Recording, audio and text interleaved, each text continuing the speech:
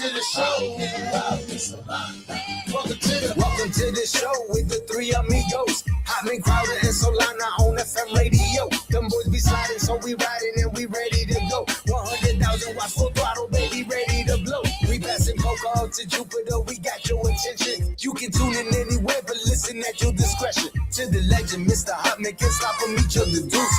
My brother got his own hot burger at Tucker Deuce. Now I rush more of these sports, spitting the truth. It's Channing Crowder, greatest Dolphins, who rock up 52. Solana one best of Miami, the voice of FIU.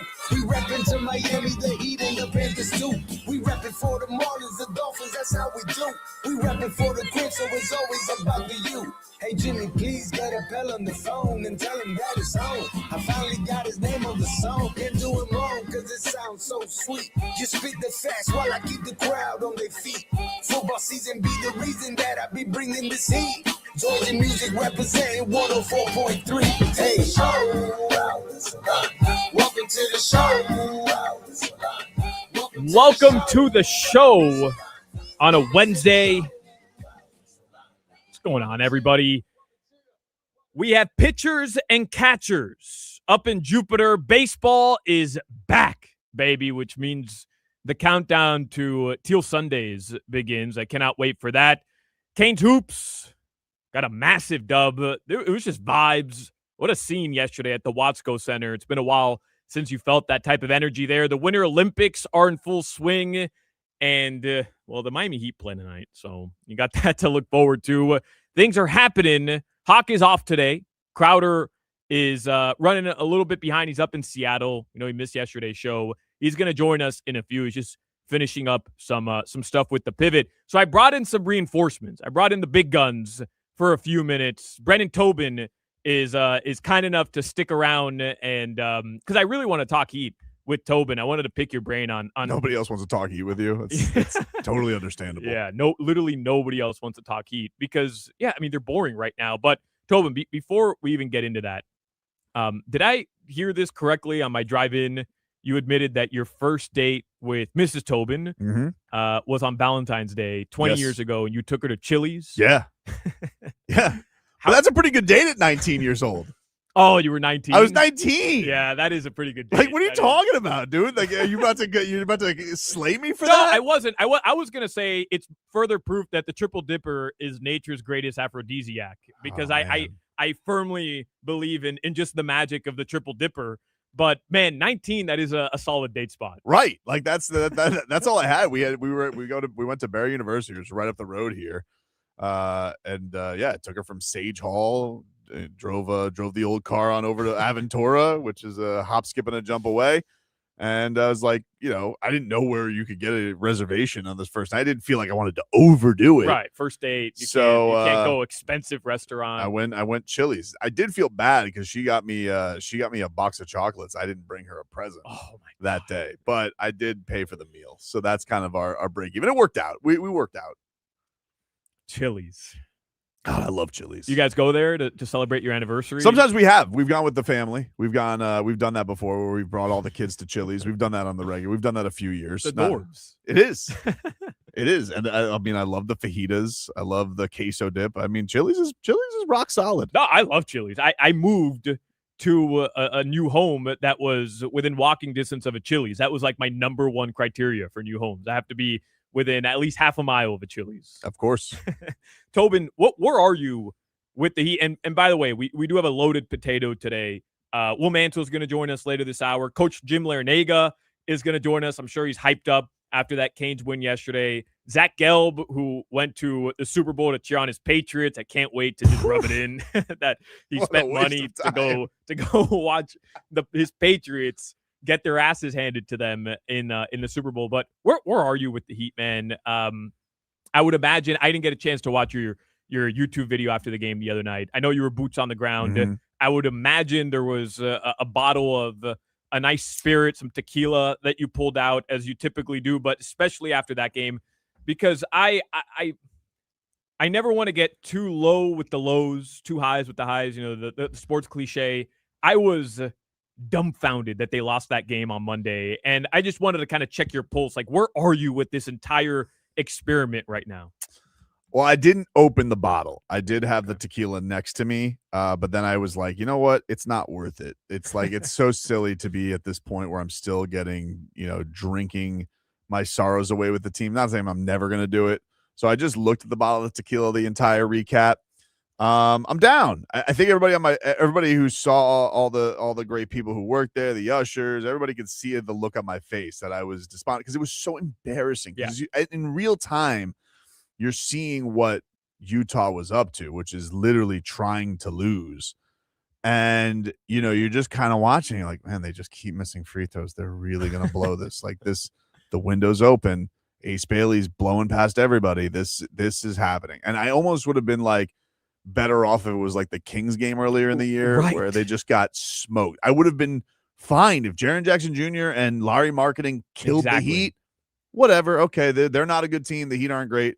But to literally be against a team that's like, we don't want to win this, and to blow that, it was hard to say it's a new low, but it's a different kind of low. The Kings game, at least, like Zach LaVine went off, and it is what it is. He's a talented player. They're trying to win the game.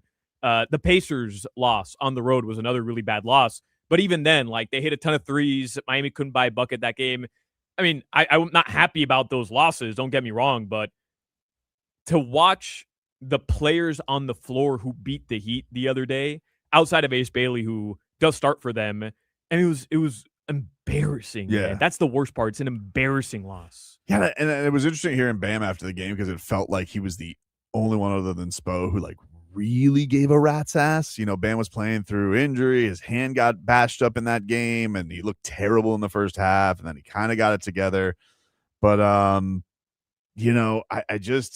I think right now it's hard to describe, I think, and I don't even know if the franchise gets the frustration the fan base has right now, because it's not only the losses, it's the biggest fear everybody's had, which is you really are at this level where you're not changing. You're just kind of saying, and they're looking at it as some badge of honor of like, hey, we're trying our hardest out here. We tried to go get Giannis. And okay, great. I know Giannis wasn't going to be an easy one to go get, but then there's also these things about like, oh, you didn't want to make any moves for anybody else who's got warts, as it's been described by the great Barry Jackson in the paper on. You don't want to make any maneuvers. You don't want to shake things up, it feels like.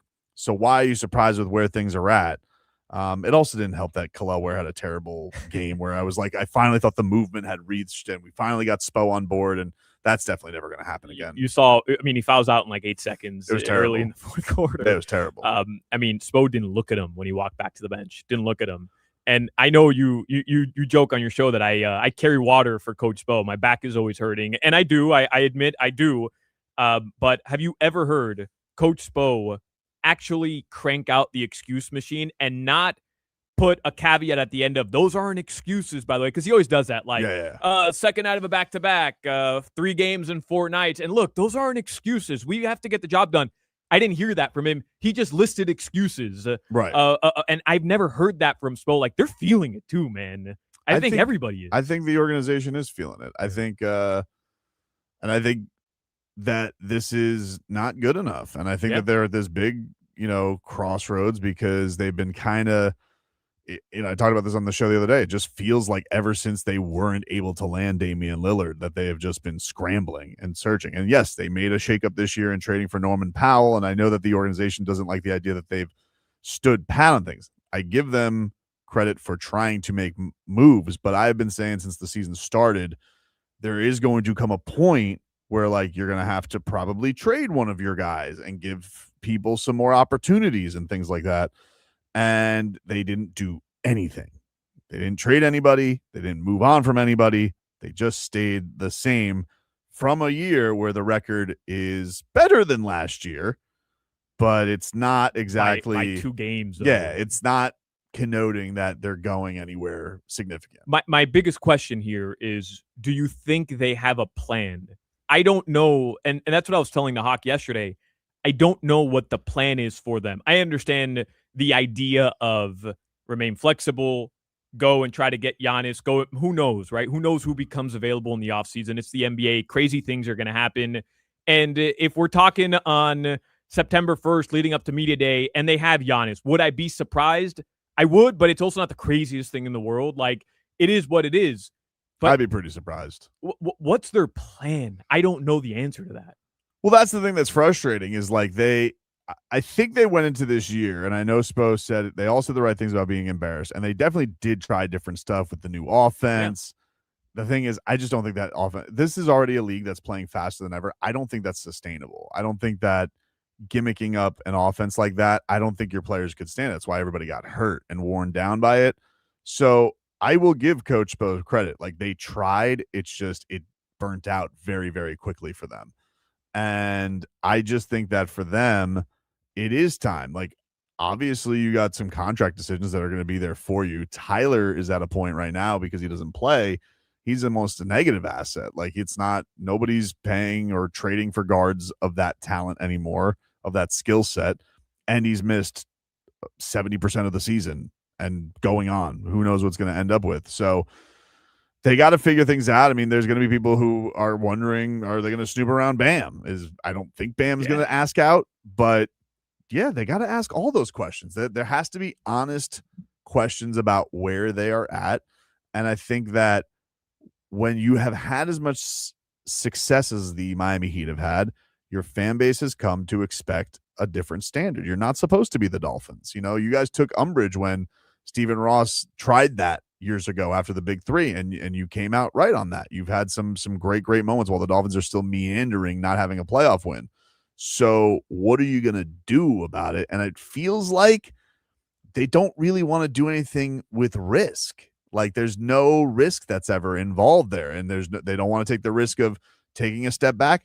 They don't want to take the risk of trading for a player with some baggage or injury past. They don't want to, the only thing they want is a pat on the back for trying to get Giannis, who doesn't really ever seem really available. So that's not good enough. That's that trying to be in the game for Giannis or Durant or any of this stuff. It's like, well, we didn't want to trade for Durant because we like Khalil Ware too much, but we're going to treat him like we didn't want him too much the whole season. Like, no, you need to go out there and figure out a path, even if it hurts a little bit or it could be a little bit dicey. You got to make a move that makes you feel alive a little bit. Like when I watch, the 06 championship right here, like, yeah, Shaq had some baggage. He was still Shaq, but you had to get his ass in shape. And then you think about all those role guys, they refer to themselves as misfits. I mean, this team got a 500 season with Deion Waiters as their best player. Like, they have handled the guys with flaws before, and they seem more scared of that than ever. And I don't really understand. Jimmy had that, and I don't really understand why they've gone away from that path. Well, you mentioned the 06 team, and I mean, if you remember Game 7 the year before in the Eastern Conference Finals, and they literally blew up that team, other than Wade and Shaq. Yep. And they made these crazy, bold moves, these bold front office decisions. Pat Riley went out and got all these aging veterans, and they ended up winning a title. I understand where Heat fans are saying, where's that risk taking? Yeah. Where's that decision making? But whatever. We're watching the Pelicans tonight and hoping. I will be tuning in. Like, I don't not tune in. I just want everybody to know, like, I'm not rats off a ship. No. I will tune in. I've tuned in for every one of these games. I will tune in tonight to watch the Pelicans, maybe to scout Zion. But yeah, it is frustrating. And look, there were other frustrations with the Jazz game that I think it was probably the most mad I've been at other than Casper's, the most mad at the young guys, specifically Nico and Ware. It's like, listen, you can't get on anybody about this. You guys just stunk. Your Nico love is getting tougher and tougher to be public with.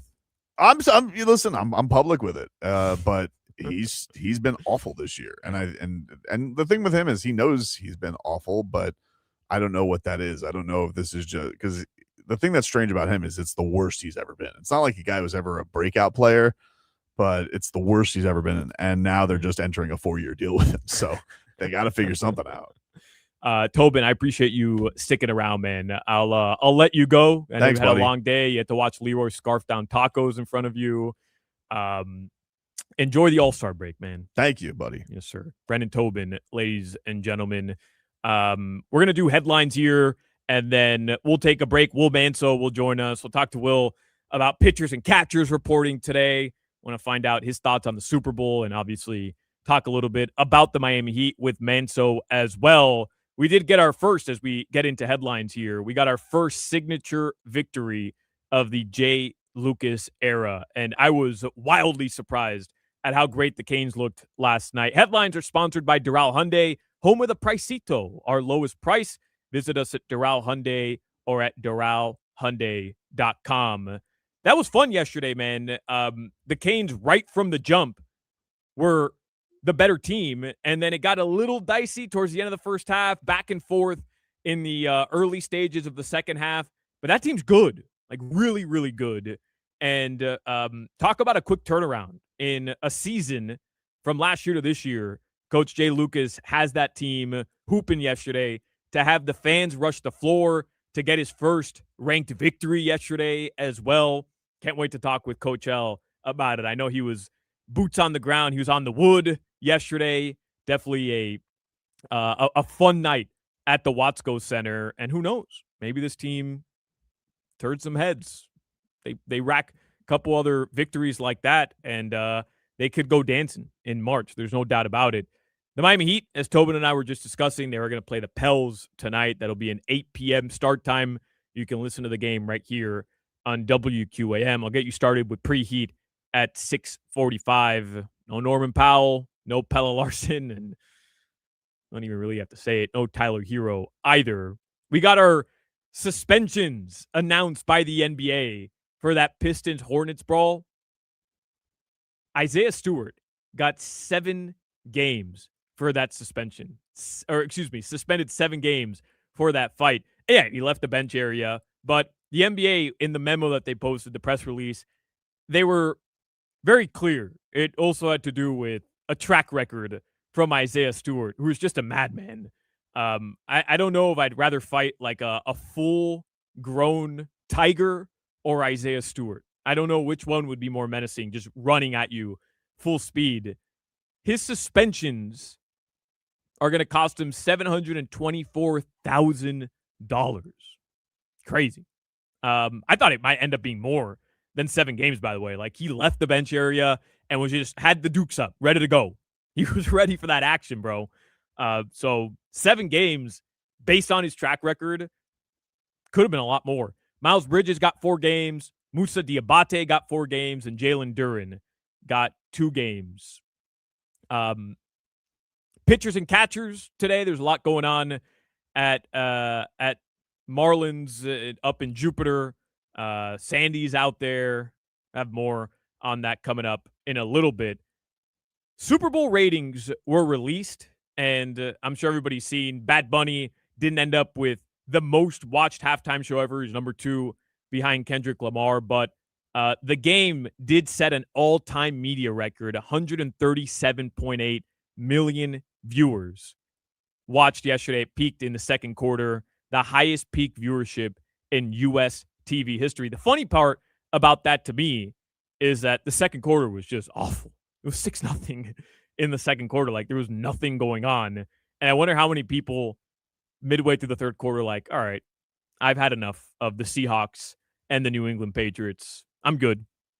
It was, not surprising, the most watched Super Bowl in U.S. Spanish language history, an average of 3.3 million viewers tuning in to Telemundo, peaking with 4.8 million viewers during halftime, which, again, not surprising at all. The Miami Hurricanes football team, Cristobal was out there yesterday. Saw a bunch of the players yesterday as well. They have 10 players from this past season that received invitations to the NFL Scouting Combine. Carson Beck, C.J. Daniels, Inez Cooper, Francis Maui-Noah, Ruben Bain Jr., all the guys you would expect, Akeem Mesidor. So 10 players are going to go to the NFL Scouting Combine. I'll ask Crowder later, like, what he realistically thinks in terms of, like, where these guys are going to go.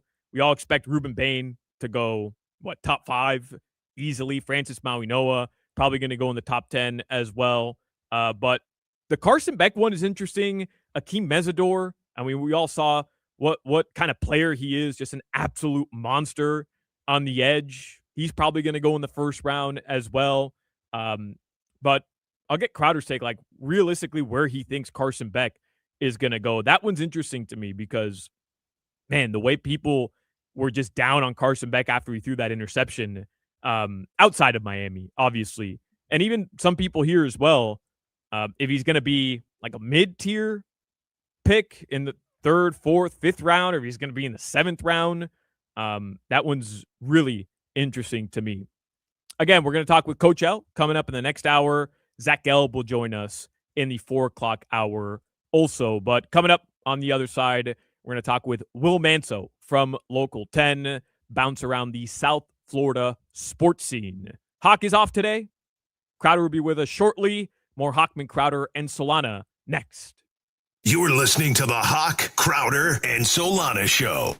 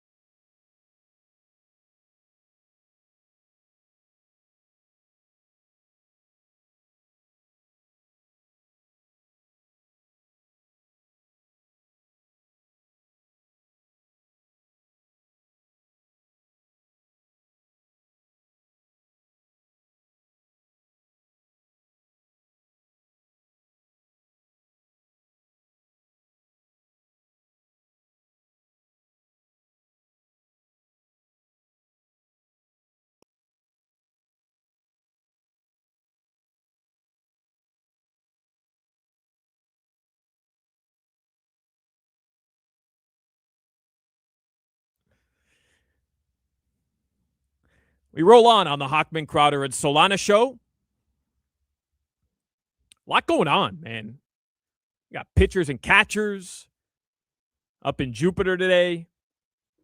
The Miami Heat are going to play the Pelicans tonight before the All-Star break. They'll be well represented at the All-Star break. And still kind of thinking about the Super Bowl and what it all maybe means for the Miami Dolphins after watching two teams without really an elite quarterback get there and one of them win the Super Bowl as well. We're going to go out to the Toyota of Hollywood hotline. Will Manso's there.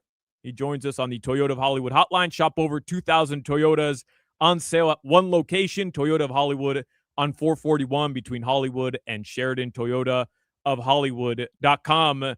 Will, pitchers and catchers reported. We got baseball back. I saw Clayton McCullough had his first press conference today. Will Manso, sports anchor and reporter of Local 10. Is it just me, Will, or does it feel like this year, compared to some previous years, there's at the very least a bit more of a buzz about the Marlins going into spring?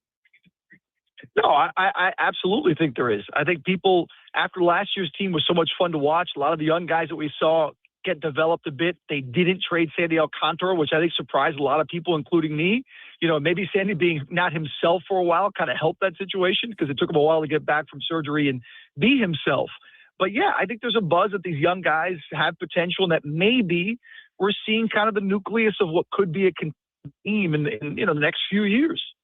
Are you going to go up to Jupiter? I saw some of the awesome renovations at Roger Dean Stadium, some of the new food stands. You love going up there, right? If I remember correctly. That's one of my favorite things to do every single year. I'll be there Monday when the full squad and Bruce Sherman and Peter Bendix are scheduled to talk. And, you know, I would have gone today, but I've got a lot of stuff going on, just other stuff with work. But it's always, I tell people this all the time. Even if you're not a diehard Marlins fans or you know every player, to make it a day trip and go up there and watch the guys, the access you get, there's places to eat really close, walking distance in that complex where you can go have a nice lunch.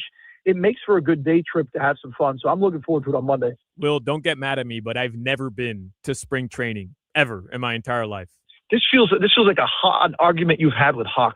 This feels like there's no doubt in my mind that Hoch has called you out on this. Yep. It's the best. Now, granted, look, we come from, Hoch and I are a little older than you, so growing up in South Florida, the Yankees were in Fort Lauderdale, the Orioles, you had a lot of teams close by. I grew up in West Palm, so I had at the time the Braves and the Expos right there. I mean, 1.5 miles, 2 miles from where I lived. So I spent my childhood going to spring training. So it's so much fun. You gotta go a little north now these days. I mean, there are other teams in West Palm, but you got to check it out. It's a lot of fun. Yeah, I think we're gonna go this year. I think we're gonna go as a show. I got to check it out. There's two places, Will, I haven't been in South Florida that I get crushed for by Hoch. It's spring training up in Jupiter, and it's Sawgrass Mills Mall. I've never been to Sawgrass Mills Mall. Well, if I would say the order, you've got it right. Spring training first. You got to go to a spring training and just go to a day game, get there early, have some lunch, watch a game. I mean, it's just so much fun. Or go as media, just hang out to a practice. I mean, it is a lot of fun. Yeah, definitely. Well, I want to transition here to the Miami Heat for a second because it was, I don't know what the right word is. Frustrating for sure, but maybe even a little embarrassing what happened on Monday, considering what the situation is with Utah. They don't play any of their starters or only one of their starters, Ace Bailey, in the fourth quarter. And the Heat still wind up losing the game, which unbelievable. It doesn't make any sense. They lost to a team trying to lose. Where are you with the Heat in terms of, what expectations should look like moving after the All-Star break? I mean, who knows what's going to happen today without Norm and without Pella, obviously without Tyler Hero. What's their ceiling now? Is it just like last year, first round exit? I mean, it seems that way because of the body of work. And look, before the season, I thought there was something there. If Norm can be the Norm that we saw in the past, and he has been, if Wiggins a full year of consistency, and go figure he has been, right? If you can get some key players to grow and bounce back, and Jaime Jaquez has certainly done that, Pella Larson has shown growth, You tell me all that, and I think, okay, things are trending in the right direction. But then there's the stuff with Kalel where, there's that uncertainty of, is he going to play? Is he not? What's his role? Does he play with Bam? But you go beyond that, and the injuries. You haven't had your all-star from last year. And people can criticize Tyler Hero all they want. I get it. It's a hot topic when you bring up with Heat fans Tyler. But you can't argue. He's a 23, 24-point scorer a game that you're missing. So it's hard to judge them on the surface because of that. But that's not the excuse for the way they've been playing and for the ceiling that they've shown, which, to answer your question, is a team that's going to have to fight and claw, in the play-in round to make the playoffs and likely get bounced in the first round. In a perfect world, everybody's healthy and everybody's clicking, and maybe the words that Eric Spoelstra talks about, saying that he thinks there's more there, that they can be more come to life and become true, but they haven't shown anything for any fan or any media member or any person to think that's really going to happen. Will, I'm gonna have Jimmy call you back for a quick second, just because it sounds like your phone line just kind of crapped out there for a second. So Jimmy, go ahead and call him back, and we'll bring Will Manso back on, try to get a better phone line. I see a lot of people texting in, hey, we don't even want to talk about the Heat anymore, and it's probably to the point now. It's definitely, and Hoch and I talked about this yesterday. The frustration from the fan base seems more prevalent now than it ever did. And, Tobin and I talked about it earlier in the show, where it was, I think, just the inactivity at the trade deadline that kind of led to that. And I get it, man. Nobody wants to see, the Miami Heat back in the play-in tournament again for the fourth straight year. Just, it feels like they are on this hamster wheel, right? Like they're back in the exact place that you don't want them to be in. And they're going into a situation where they play the Pelicans tonight, and you just don't know, like, are they going to have enough to win? We got you back, Will. Sorry about that. Everything I just said earlier was really intelligent and articulate. That's all I got to say. Even if you didn't hear it. No, long story short, the answer is this. There's no reason for us to believe that they're anything more than a play-in team that is probably going to get bounced in the first round, because they haven't shown us that. And the words of what they could be, yes, when they're healthy, yes, when they're clicking, sound great, but they haven't shown it. So it's just hard to just accept that at the word of belief and say, okay, this is the team they're going to be. They've showed us otherwise. Do you buy into any of these reports? And by the way, I'm not suggesting that these are, the correct reporting, or do you buy into any of this stuff that Bam Adebayo would get frustrated enough this offseason to the point where he would ask out? Like, does that sound like something that would make sense to you? No, it doesn't. But I mean, in this game and in this sports world, and with athletes, and Bam is a wonderful person who loves this community and is a staple, and we know what he means to the franchise. Do I think Bam Adebayo is going to ask out, or the Heat are going to want him out? No, I don't. But can I say with certainty that maybe he's not frustrated a bit the way things are or where they're going? Sure. I mean, I think internally there's a possibility, to the point though where he'd step up this offseason and says, hey, you know what? Let's start fresh. I don't want to be here. I don't see that happening. I just don't, and I get I think that when a team is caught in this middle ground, that's what it leads to. This kind of talk of like, hey, maybe you blow it up. Maybe you move on from this guy. But in all the talk of Heat over the years, the last 3 years, and changes, right? The one guy you never hear really change as far as moving on from is Bam. He seems to be the one guy they want to continue to build around. And I think that goes both ways. I think he loves being here. He loves to be the captain and the leader of the franchise. I think, like everyone, though, he's frustrated that this team just seems to be stuck in the middle ground right now. Yeah, it does seem like play-in tournament, like you were saying earlier, play-in tournament is inevitable again this year, Will. Yeah. And like I was saying while we were just reconnecting with you, I understand why that's frustrating for a lot of people, and I understand why not making moves at the deadline was frustrating as well, just based on the fact that, like, we've seen this story before already. Like, it feels like it's been written. It has. And I think that the thing is, there's a couple of ways to fix a team, right? You either get the whale that they're chasing, which has been very hard of late, but they keep trying, and I appreciate that they're trying. I mean, you continue to get assets, right? Which means you have to sort of take a step back in a bit to then get more assets to potentially get that next whale, right? You could get smaller parts and try to just get good players, and they did that with Norman Powell getting an all-star level player on the cheap, continue to look that way, or you could tank. And I think we know which one they're not going to do. Right. And I understand the whole tanking thing to me is silly because it's just people get mad at me when on social media or even in person. Heat fans at games will be like, "Oh, well, you're so anti-tank." And I'm like, I'm anti-tank because A, I know they won't do it more than anything, and B, is it could take years. And knowing to waste a breath on that conversation, knowing the way the Heat think, is just you got to look at other ways to do it. And I think they do. Now, just chasing the whale, I don't think it's the best way. I don't think it's the only way. There has to be another way. You keep trying to find a way to make this a contender again. The funny part about the tanking thing to me, and I understand the idea of, hey, you have to do it another way if this way is not working, right? I understand that logic. But the funny thing about the tanking thing to me, specifically regarding the Heat, is all I see on social media over the past 2 weeks, people crushing the Utah Jazz, people crushing the Washington Wizards. Everybody's questioning whether or not Adam Silver, has the cojones to put the hammer down on tanking around the NBA. Yeah. People are complaining that the NBA is unwatchable nowadays because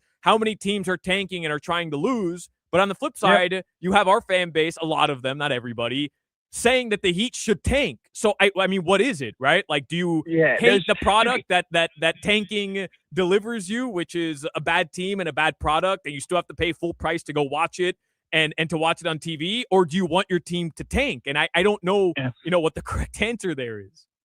And everybody that says to me the tank spot, well, you can get a Victor Wembanyama. And I'm sorry, dude, Victor Wembanyama does not grow on trees. He may look like a tree as tall as he is, but he doesn't grow on trees. Like, that's the thought process of that. Or you'll get another Dwayne Wade. Like, those are things that are hard for a franchise, especially one that's been so successful the last 30 years with the way they do things, to just scrap it and say, let's hope we get lucky. And it's just a lot to expect. But I do, at the same time, that doesn't mean that I think they should continue doing what they're doing. No, I think I would have liked to have seen them been more aggressive at the deadline. Now, if you read the different reports, and there certainly have been some saying there weren't a lot of assets out there to gain for their veterans, guys like Wiggins or Powell, sure, it takes two to tango.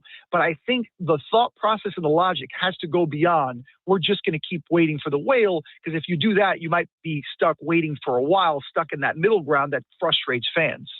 Will Manso from Local 10. Before I let you go, Will, what do you think of the Super Bowl overall? The game itself, was it boring as you watched it, or did you enjoy the defensive battle? It was boring, and I'll say that, and here's why. And this isn't a knock because we cover the Dolphins, we like the Dolphins, and we want to, jump on the Patriots.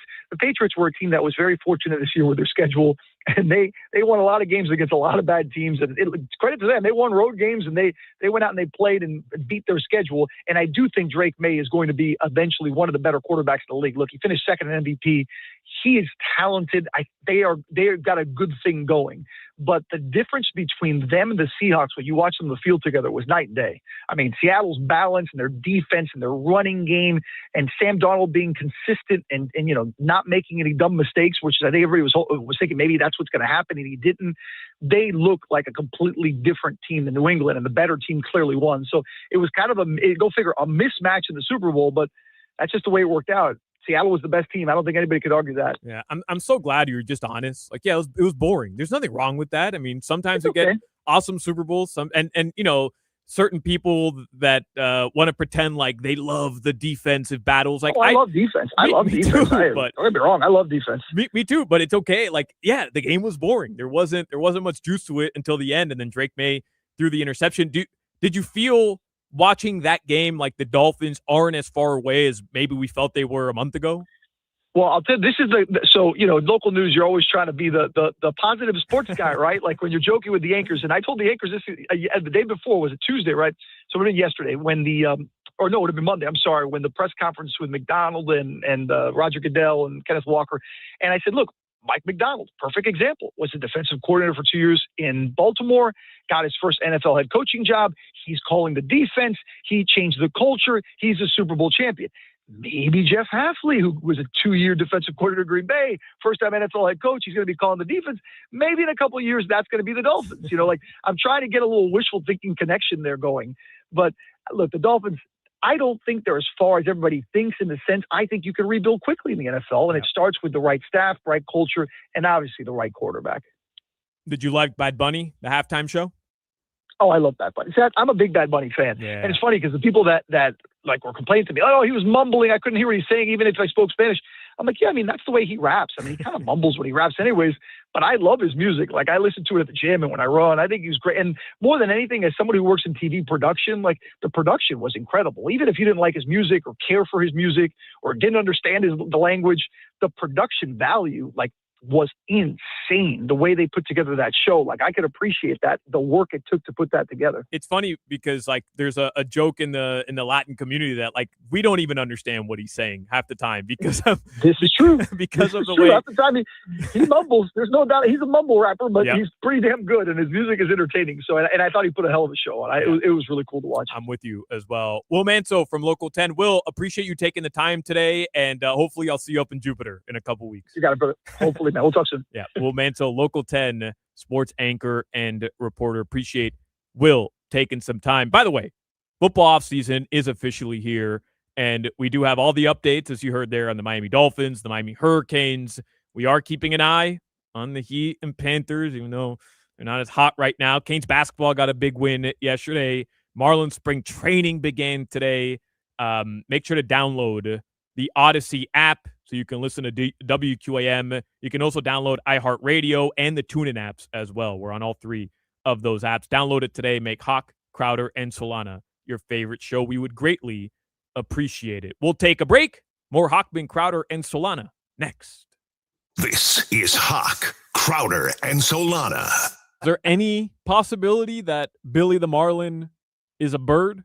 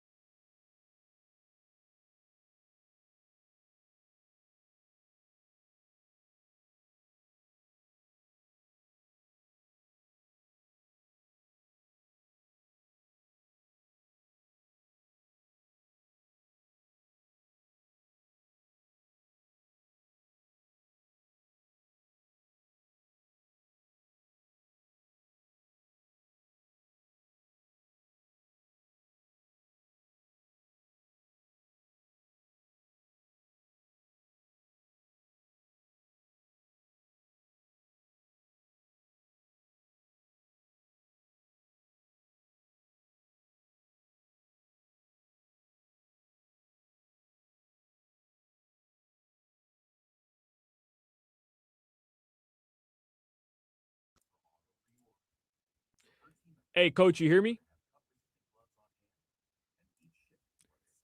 Coach, do you hear me? Or just stop. Let's see, Coach. I'm not hearing you. Let's see. Can you double check that your mic is the Logitech mic? Existing customers on Verizon's 5G.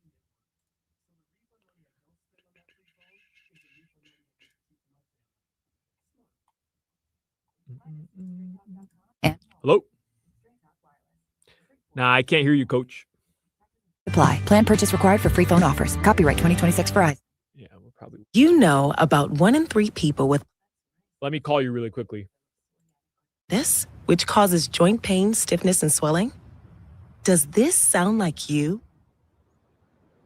Listen to what it sounds like to be a million miles away. Tremfya guselkumab, taken by injection, is a prescription medicine for adults with moderate to severe plaque psoriasis who may benefit from taking injections or pills or phototherapy, and for adults with active psoriatic arthritis. Serious allergic reactions and increased risk of infections and liver problems may occur. Before treatment, your doctor should check you for infections and tuberculosis. Tell your doctor if you have an infection, flu-like symptoms, or if you need a vaccine. Imagine being a million miles away. Explore what's possible. Ask your doctor about Tremfya. Visit tremfya.com or call 1-800-526-7736. This is the story of the one. As an HVAC technician, he and his digital multimeter are in high demand. So Can you hear me now? Yeah, you hear me, Coach? I hear you on my phone. Website and product information. I'm going to hang He up. Let me selects see the if product we he go back. needs. Are you there? Yeah, you hear me now, Coach? I can hear you. Can you hear me? Yes, I can hear you. Oh, you can? Okay. Yes. I just switched where the plug-in was. Okay, can you double check now that it's connected to Logi? I think I'm hearing you through your computer. Can you just double check on the settings again that it's connected to Logi? Okay. I'm going back. That's the camera. Go to sound. Hold on. I'm going to audio. Yep. Okay. For some reason it moved. There we go. Perfect. Can you hear me now? Yes, you hear me? I hear you perfect. Awesome. Thank you, Coach. We're coming to you right now, okay? Crowder Okay. should be connecting with us shortly. Okay. Thank you, Coach. Appreciate it. Hey, Solana, you're doing such a good job. We don't need Hochman or Crowder. As long as As long as Jimmy's there to smile and laugh.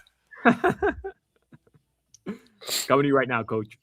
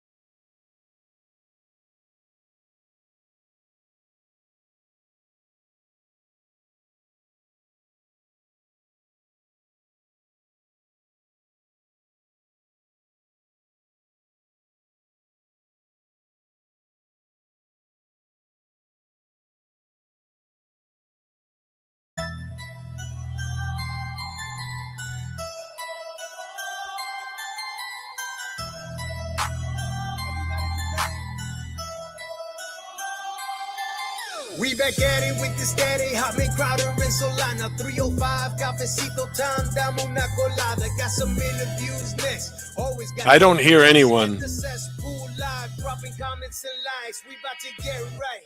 Talking sports, my G. Listen to Odyssey and 104.3. Live and back on GeorgiaMusic.com. Hitting it at the park like a mammoth bomb off power. Get ready for the 3 o'clock hour. Get ready for the 3 o'clock hour. Get ready for the 3 o'clock hour. Get ready for I don't hear anybody. ready for the 3 o'clock. 3 o'clock hour. Are you ready for the 3 o'clock? Hochman, Crowder, and Solana. I got a message from Vlad from here at WQAM. We can see and hear you live on YouTube with Coach L. I know, Vlad. We were just working out some behind-the-scenes audio issues there. For those of you who don't know, we do stream live on YouTube and Twitch, but of course, you can listen to us as you normally do on FM 104.3 WQAM, the Odyssey app, iHeartRadio, TuneIn app as well. Hoch is off today. He'll be back tomorrow. Crowder should be joining us momentarily. Let's double check that we solved all the audio issues. Coach, do you hear me? Coach Jim Larinaga is trying to connect with us virtually. Do you hear me, Coach? Clearly not. Clearly does not. He does not hear me. Well, we'll try to get that situated behind the glass. Let's see, Jimmy, if you can you can do a solid as we try to get Coach on the show here. Really want to talk with Coach L about the victory yesterday because, man, Canes Hoops, it had been over 2 seasons since they beat a ranked opponent. And yesterday they had the sellout crowd at the Hello? and it was just an absolute vibe yesterday. Coach Jay Lucas has done such a good job. Hello? Really revitalizing this team and putting them in a position where they can go and beat a top-ranked team like UNC. By the way, was coming off such a huge victory just a couple days ago against Duke. So truly awesome stuff. And then we got a bunch of other stuff going on as well. We do have pitchers and catchers reporting today as well. I wanted to talk with Coach L about several things. LeBron James, because he missed his 18th game, is not eligible for any end-of-season awards, which ends just like a monster streak by him, 21 consecutive All-NBA teams. So a lot to get to. How are we looking over there, Jimmy? Are we good? Can you hear me, Coach L? What about now, Coach? Can you? No, clearly not. You good, Jimmy? You look like you're panicking a little. It's okay. We're gonna figure this out. No, I can't hear him. All right. What have you done? I just changed the input back to 1 to see if that would help. Okay. All right. Yeah. Let me see if I can get a text message fired off here. Unfortunately, we're down a couple people today, so I'm wearing multiple hats here. Let me see if I can text Coach L and try to get him on the line. I could also. Can you hear me, Coach? That make you feel a little bit more comfortable? Take a quick break. Just give us about 2-3 minutes so I can reconnect with Coach L and try to get him on the show for the Coach L hour here. All right. You're just staring at me with a blank stare. Let's do that. We're going to take a really quick break here and try to get some of these audio issues solved. So we'll be back in like 2 minutes on Hochman, Crowder, and Solana. You're listening to the Hoch, Crowder, and Solana show. All right, I'll start with Chuck here. Chuck in Miami Gardens. What they do? That's for you, Crowder. Can you hear me, Coach? I can now. Man, that is so bizarre. Can you hear me? I can, but on my laptop, not through the board for some reason. Let me go check what the issues are on the other side with Jimmy. Just hang tight for a second. Sorry about that, Coach. Yeah, that's all right. I'm hoping to get on with you. Yeah, for sure. We'll get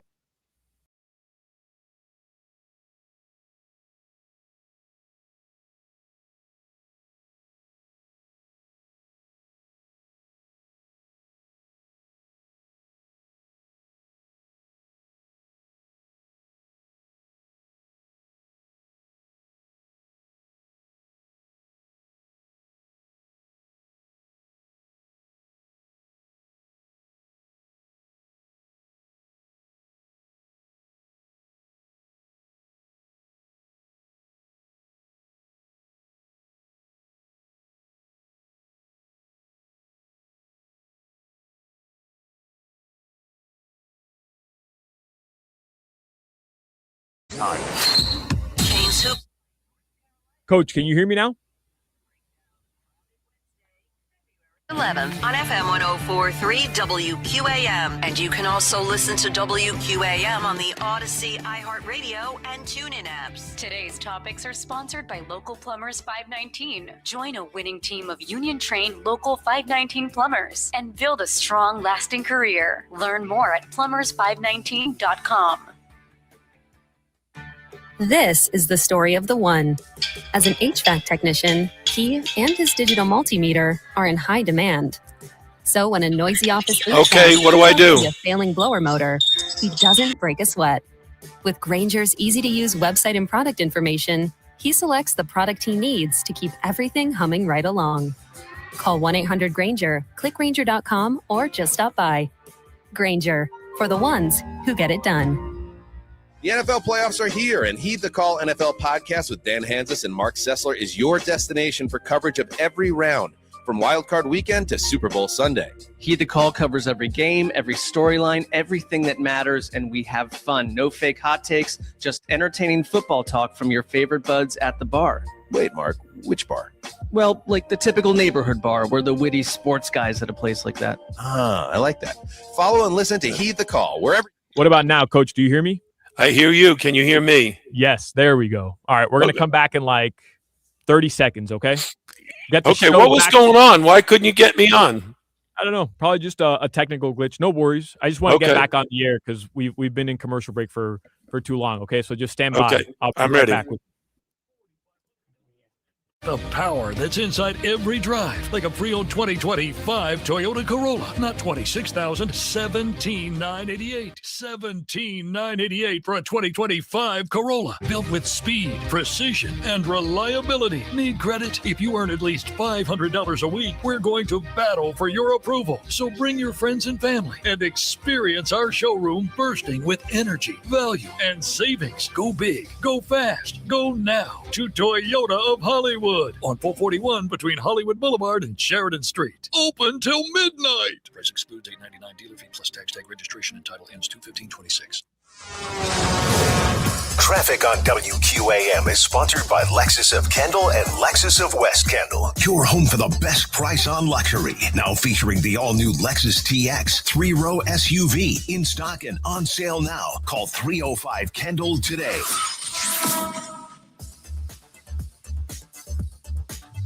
Disabled vehicle in Miami-Dade, 95 Express going southbound at 125th Street. That's going to take the left lane. And slowing down northbound 95 from US 1 to the Dolphin. Crash in Broward County, westbound Hollywood Boulevard, right before 441. That's going to take 2 right lanes. And slowing down southbound of the Turnpike by Griffin. I'm Gia, and that's traffic on FM 104.3 WQAM. And you can also listen to WQAM on the Odyssey, iHeartRadio, and TuneIn apps. This report is brought to you by the Casino at Dania Beach. Don't miss Yachtly Crew February 13th and Staying Alive February 14th. The Casino at Dania Beach presents 2 nights of iconic hits and live music. Catch the smooth yacht rock vibes of Yachtly Crew on February 13th. Then celebrate Valentine's Day with disco classics from Staying Alive on February 14th. Purchase tickets at casinoatdaniabeach.com.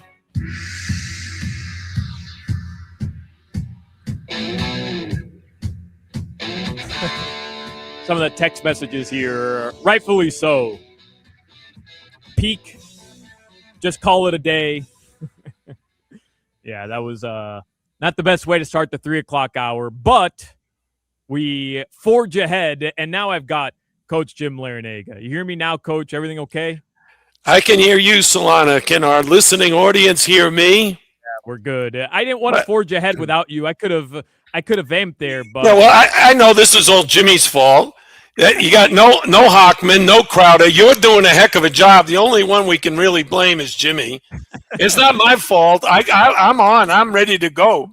Yeah, we got a lot to talk about. How about the Canes win last night? How about the Canes, Coach L? That's the type of energy that I needed as Jimmy just stared at me. And I imagine, we call him El Baño because in situations like this, he tends to need a bathroom. So he just stared at me and as again, wearing multiple hats today, trying to produce, trying to bring you on, trying to run the show. I was left with no other options than to either not have you on or, break and bring you on. But We move ahead, Coach. How about the Canes last night, man? What a vibe yesterday. I'm so upset I didn't go. Sellout crowd, Coach L. What a win. You were there, right? I saw you on the wood I yesterday. sit courtside with sir. my friend Bruce Shiner. Yeah. We cheer on the Canes at every home game. Jay Lucas and his staff did a great job of preparing his team. They executed. And one of the things I noticed, and throughout my career, I always felt like this was really, really important. Did you notice in the box score how many minutes the 5 starters each played? Almost all 40 minutes. 34 and plus. So one of the things that does is you're keeping your starting 5 on the court a lot together. Because when you sub, every change creates a ripple effect. And when you can keep your starters out on the court, that's one of the reasons why there was one season when I was at George Mason where we subbed 5 at a time. And what it did is the subs only played 10 minutes, but they played 10 minutes together. And you see some second units play really, really well together, but when they try to, play with the starters and they're in a subordinate role, they just don't click nearly as well. Last night, I'm watching Miami take charge of the game early on. They lead throughout the first half. There's some ties.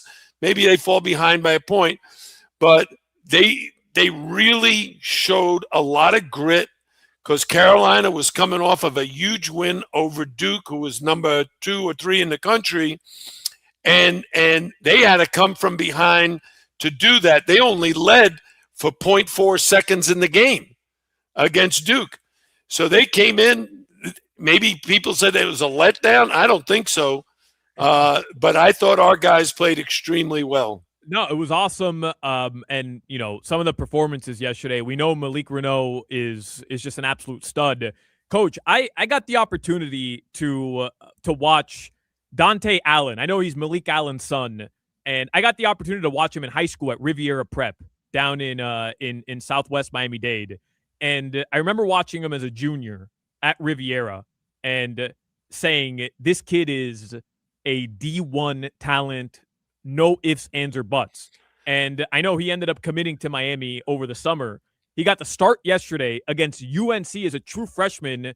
Like, there's legit depth and talent on this team that a lot of people may not have known about until yesterday. He's somebody early in the game. Again, like going up against that type of team, that environment, biggest game he's ever played in, and he was phenomenal the entire game. But Trey Donaldson, Shelton Henderson was a dog yesterday as well. Like, this team is good, but they're fun too.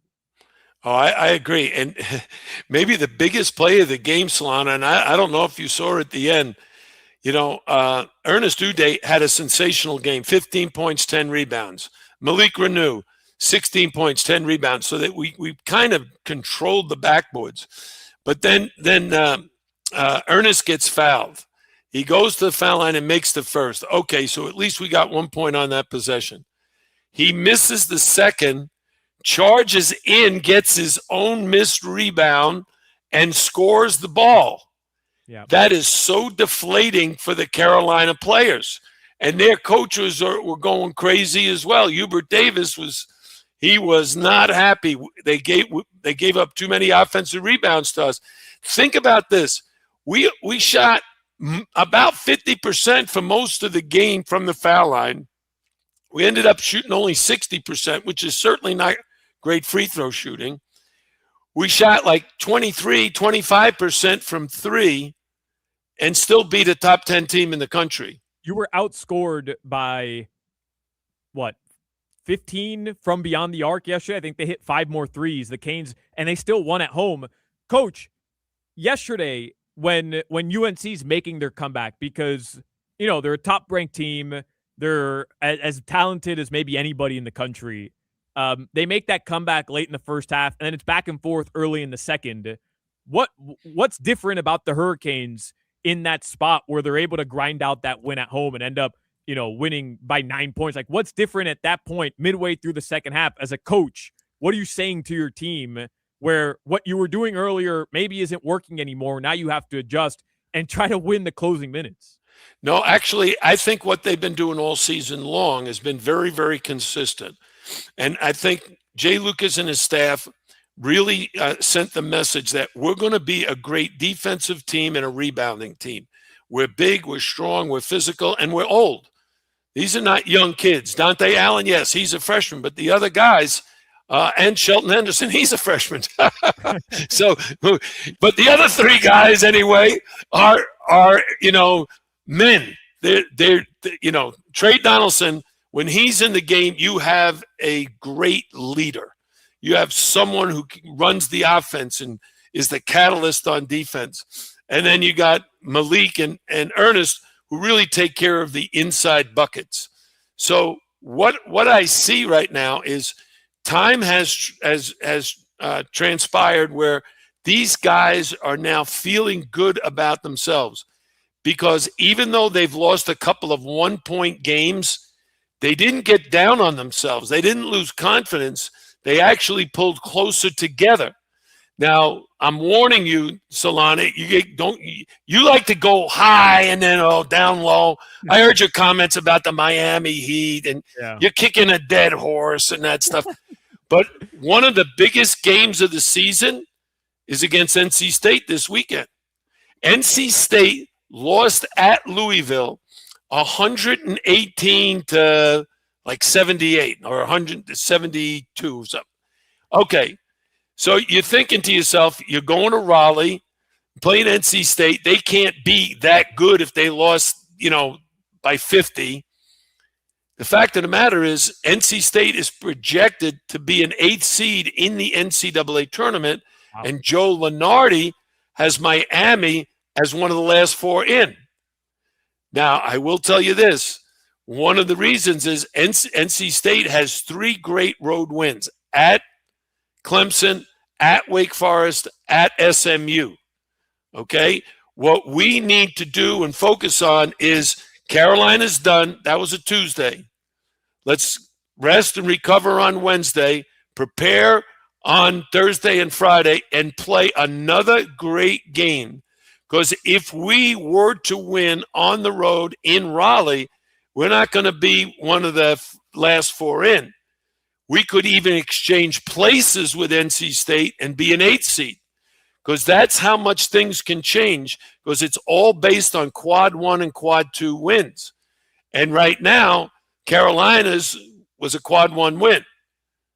Going to NC State, that would be a quad 1 win.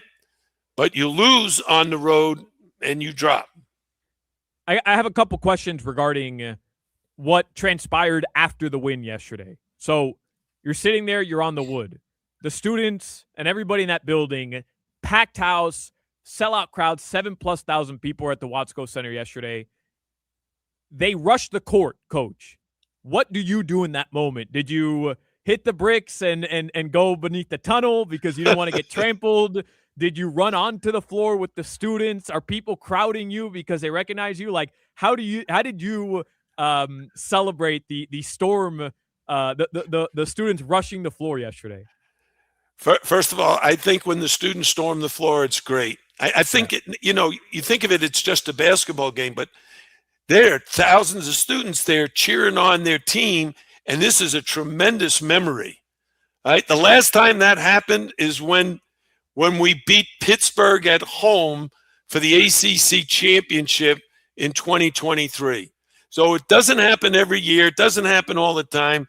Beating a top-ranked team, especially one that just played on national TV and beat the number 2 ranked team in the country, especially when it's a blue blood team like Carolina or Duke. Those are special memories, not just for our players, not just for our coaches, but for the students. So what I did, I walked out onto the court. I don't run. I don't storm. But I hugged my grandson, who did storm. He came out of the audience. He was with all the other students. He and his friends stormed the floor. I gave him a hug and said, this will be a lifetime memory. And then as I walked off to greet my wife and I don't sit together during the games. She sits with her friends and I sit with mine. But then fans did recognize me, and I probably took, a dozen or 2 dozen photos, a lot of selfies after the game. Yeah, man, that's epic. I've never been at the Watsco Center for when people rush the court.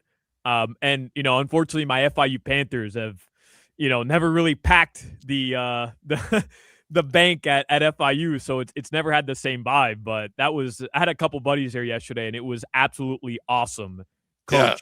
Yeah. What about as you're watching the game?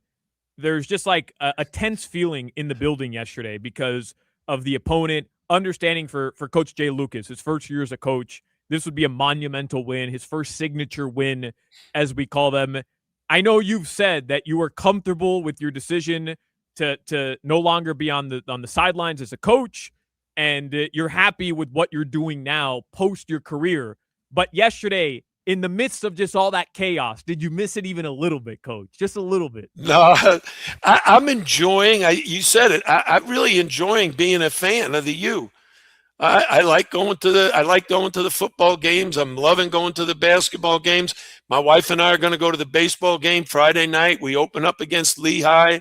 The baseball team strolled out onto midcourt and received a great ovation.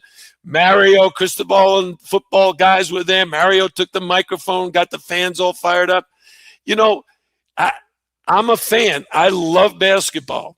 But I will tell you this. I want to go to something that you were talking about. Moving on from Miami, University of Miami, and go to the Miami Heat.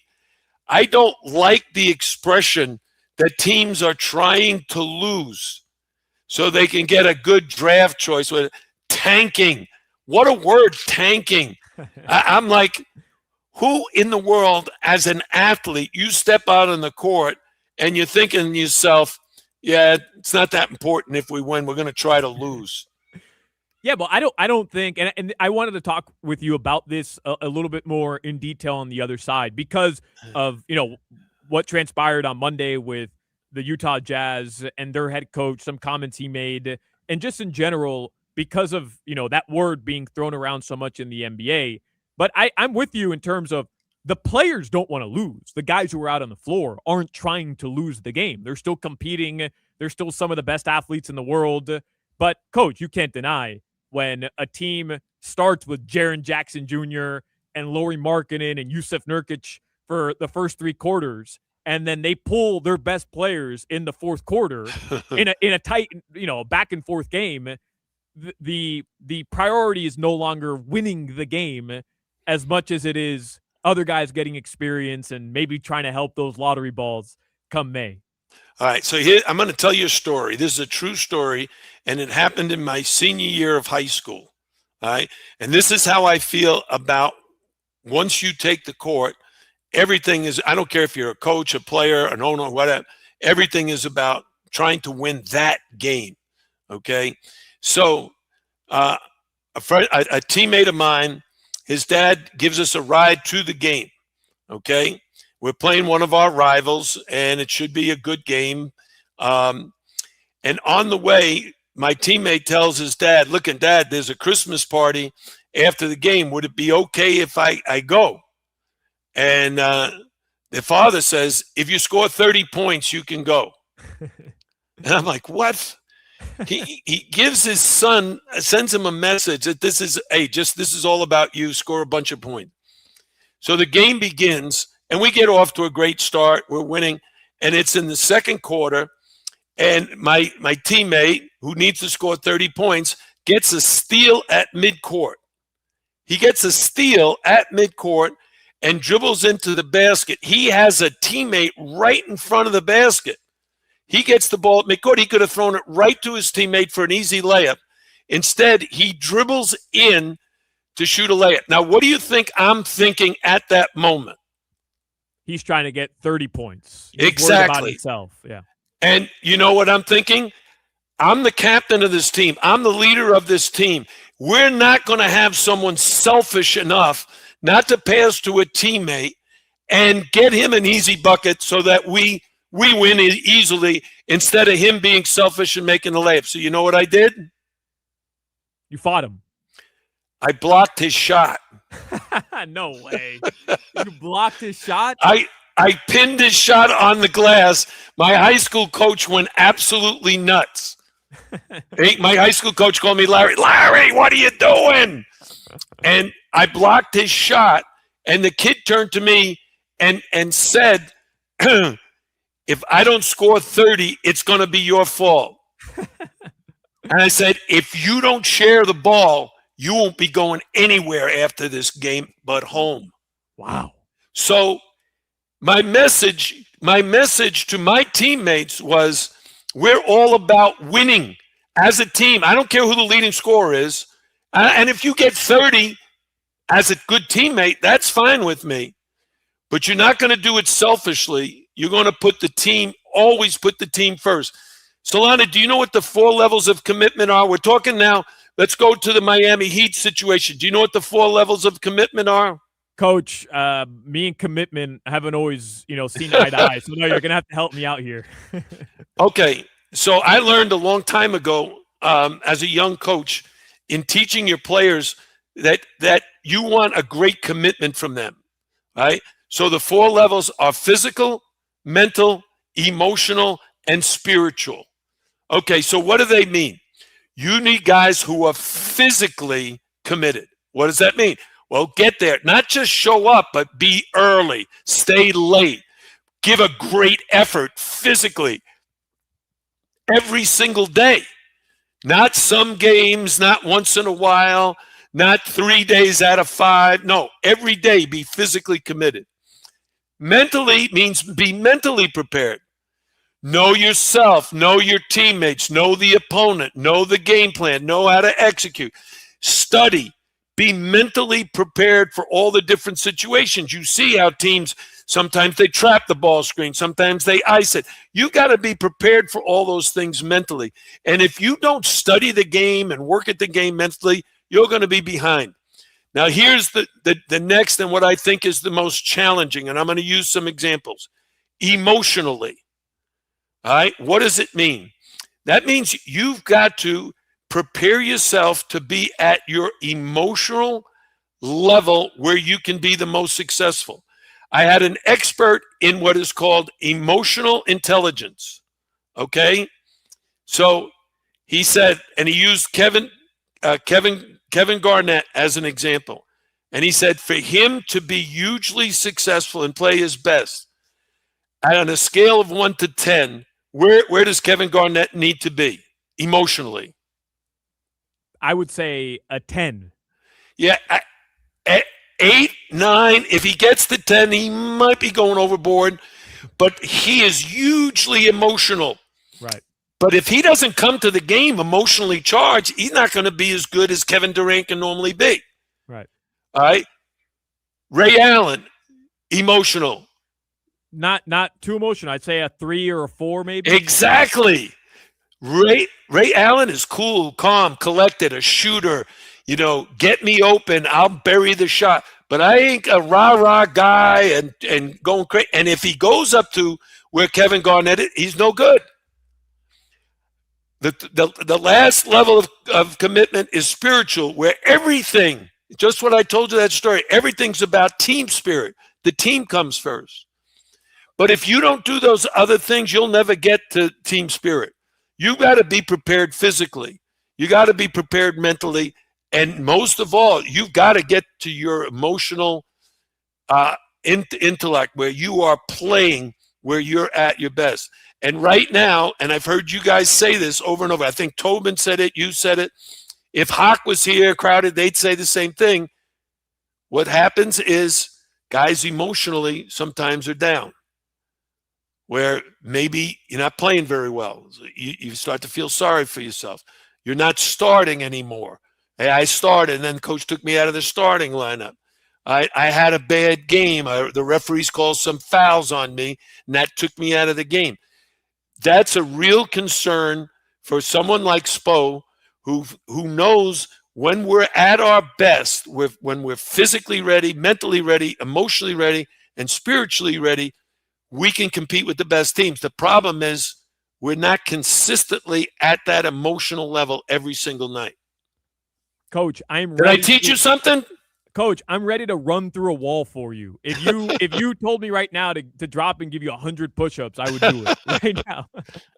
Yeah, no, but I mean, it makes sense because there's examples of it with the Heat, but around the NBA as well, where guys emotionally do check out. I can't get the idea out of my head, the mental image out of my head of you pulling off a LeBron-style chase down block on your old teammate and telling him to sit his ass down, that he's not going to a game. It does remind me. No, not going to a party. Not going to a party, excuse me. It does remind me of last year, maybe it was 2 years ago, James Harden. They were up 21 points. He was playing with the Clippers. Maybe you remember. They're up 21 points on somebody, and he passed out a three to the corner in front of his bench, and he jokingly went to go contest his own teammate on the three. And that went mega viral because why would you defend your own teammate shooting a three? By the way, the player missed the three-pointer. Oh, jeez. It was the best contest he's ever had. Coach, we have to take a quick break here because we went a little long there. But I want to get some more thoughts regarding what Wemby did yesterday in the NBA and LeBron James as well. A maybe unmatched in the history of the game milestone came to an end yesterday. I want to get your thoughts on that. Coach Jim Larinaga will stick around with us here for one more segment. The Hochman, Crowder, and Solana show continues next. You're listening to the Hoch, Crowder, and Solana show. Tighten your ass up, whale. Championship meat energy.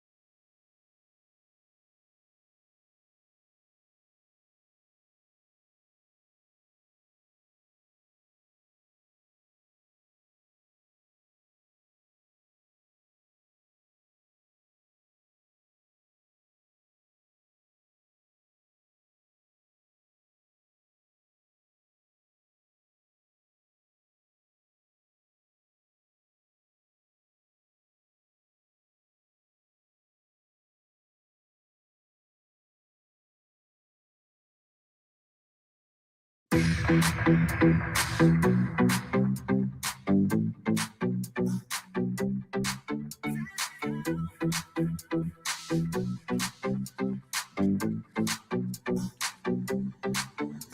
go. Hey, Crowder's back. We continue on here with the Hochman, Crowder, and Solana show. I just saw Coach L light up because Channing Crowder has checked in. Crowder, make sure your mic is connected before we officially bring you up. As I believe it is. I don't believe it is. I can hear him. Yeah, there we go. Coach Jim Larinaga is with us for the remainder here. We still got a couple more minutes of the 3 o'clock hour. Crowder's checking in from Seattle. Crowder, you missed Coach L was coaching me up. He was coaching me up last segment, but after big Hurricanes victory yesterday, had to have Coach L on to talk about. I don't know if you saw, Crowder, the student section rushed the court. Like it was awesome. Coach, cool. Before the game yesterday, the Hurricanes, in anticipation of the game, they had posted the Jaquan Newton game winner from half court in 2018. And I saw it.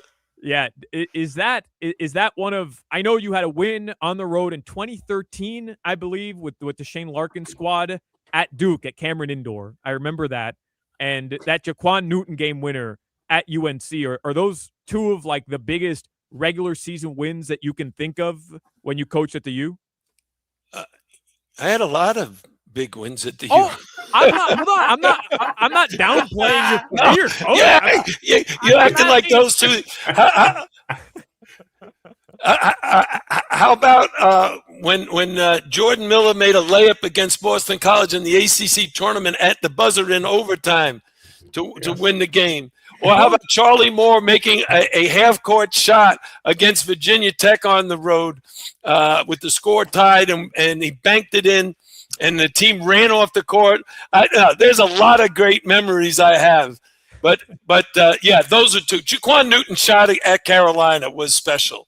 Coach, that was.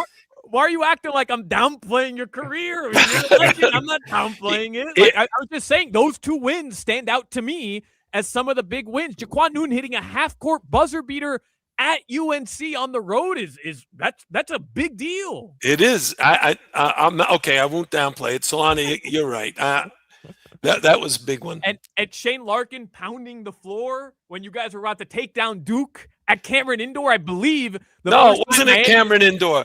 It wasn't? Well, we beat him in Cameron Indoor at Shane Larkin's freshman year. But Warren Sapp was sitting courtside when we were playing Duke here at home. And after a timeout, Warren Sapp yelled to Shane, you got to put it to these guys. And he said, slap the floor. Warren Sapp was coaching him. So Shane turned to the players. We slap the floor when we do defensive drills. So everybody thinks that's a Duke thing, a Coach K thing. A lot of coaches do that, and I'm one of them. And so Shane turned to the team and said, we got to play some D, slap the floor. And everyone's hands went down. And someone said to me, oh, you were putting it to Duke. You were showing them up. I said, showing them up? What are you talking about? You slap the floor. That's a Duke thing. Like, yeah, wake up. Everybody does that. But we only won that game by 27, though. Can you hear me? Yeah, we got you. It was me, Coach. I don't know what I'm doing. I'm supposed to be a broadcaster, but is that hard? Because a lot of people, they ask me always, the biggest play you made or your favorite game or all that. Yeah. I don't know how many games you coach. I'm sure it's hundreds and hundreds. Is that hard to say, like, this was the best end or this was the best performance? That got to be difficult for you. Yeah, I love winning, so any win is good. If you make a game-winning shot, that's even better. But I've had a lot of players make game-winning shots. Yeah. Hey, but Crowdy, I was telling Solana, and Jimmy was listening in about the 4 levels of commitment: physical, mental, emotional, and spiritual. Mm-hmm. And I use the term EI, but it's actually more appropriate, probably EA, the emotional arousal level, or emotional intelligence. but it's about the level that you need to get to play your best. What was your level? At a scale of 1 to 10, 10, you're like going crazy, and 3, you're calm, you're cool. What do you think? Drunk. Well, Coach, I'll be honest with you. Back when I played, we take Vicodin and Red Line and Red Bull and all this stuff. So we were just out of our minds running around and just hitting people. But the emotional intelligence is the thing that doesn't get you personal fouls. So you got to play with intensity, but you have to play with intensity inside the rules. So, to your question, it's probably about a 7 because I would think 8, 9, and 10 would be the guys that go overboard, and now you're fighting after the whistle and all that, and you have about 6 seconds to knock somebody out, and then you have to calm down again for 20 seconds and then go play another 6 seconds. That would honestly be my answer. Did you see any of the highlights of the Pistons and the Hornets, the brawl they had? I don't know if you knew, Coach, I fought in the game one time. My emotional intelligence left me for about 10 seconds. And I got kicked out of a Patriots game in, 2008, I believe. I got kicked out of a game in my senior year of high school. I told a story about my senior year. This is another one of those great stories. Hey, Solana, how about this one? I'm sick as a dog. My dad doesn't want me to go to the game, but we're undefeated. We're playing Rice High School that has 2 NBA players in their starting lineup, and I match up with one of them, a guy named Charlie Yelverton. Anyway, my dad doesn't want me to go to the game, and I got like 103 temperature, but I finally convinced him to let me go. I don't play well. We're undefeated, and we're losing the game in the fourth quarter by like 9 points. And I go up for a rebound. There's under a minute to play, like 45, 50 seconds to play. It looks like we're going to lose for sure. I go up to get a rebound, and Charlie Elverton comes over my back and fouls me. I turn and punch him in the face. And I got thrown out of the game. Charlie got to shoot the technical fouls. We end up losing. My high school team, my senior year, we went 23-1. That was our only loss. My emotional arousal, I was sick as a dog. I was fired up trying to win the city championship. And so I lost it. But those are things that, as a coach, you're really trying to educate your players as to how important emotions are. If you're, and I use Kevin Garnett as the example, if Kevin Garnett, if his emotional level was at 3, he wouldn't have been any good. But if he's up at 7, 8, he's fired up and he's Kevin Garnett. Whereas Ray Allen, who's cool and calm, if he's up at 7 or 8, he's out of control. He needs to be like at a 3 or 4, where he's just smooth, he's cool, he's confident, he's poised. There's a difference. And with the Miami Heat right now, I think that's the challenge for those players. Mm-hmm. Spo can't motivate every single guy every single night. The challenge is for a player, you're a professional, you're being paid, and you're being paid very well.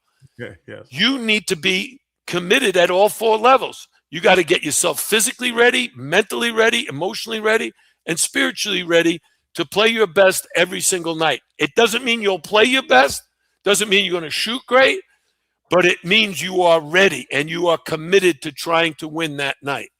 Yes, sir. And Coach, I'll tell you a story about, Charlie Strong, still coaches, Texas head coach and all, one of the greatest, college coaches in my mind of all time. I was always the energy crazy guy, getting in fights, trying to knock people out, running around, shirt up, just wild. One game, we were playing at home in the swamp. I'm in college, and it's a big game against Tennessee. They're rivals in the East and all.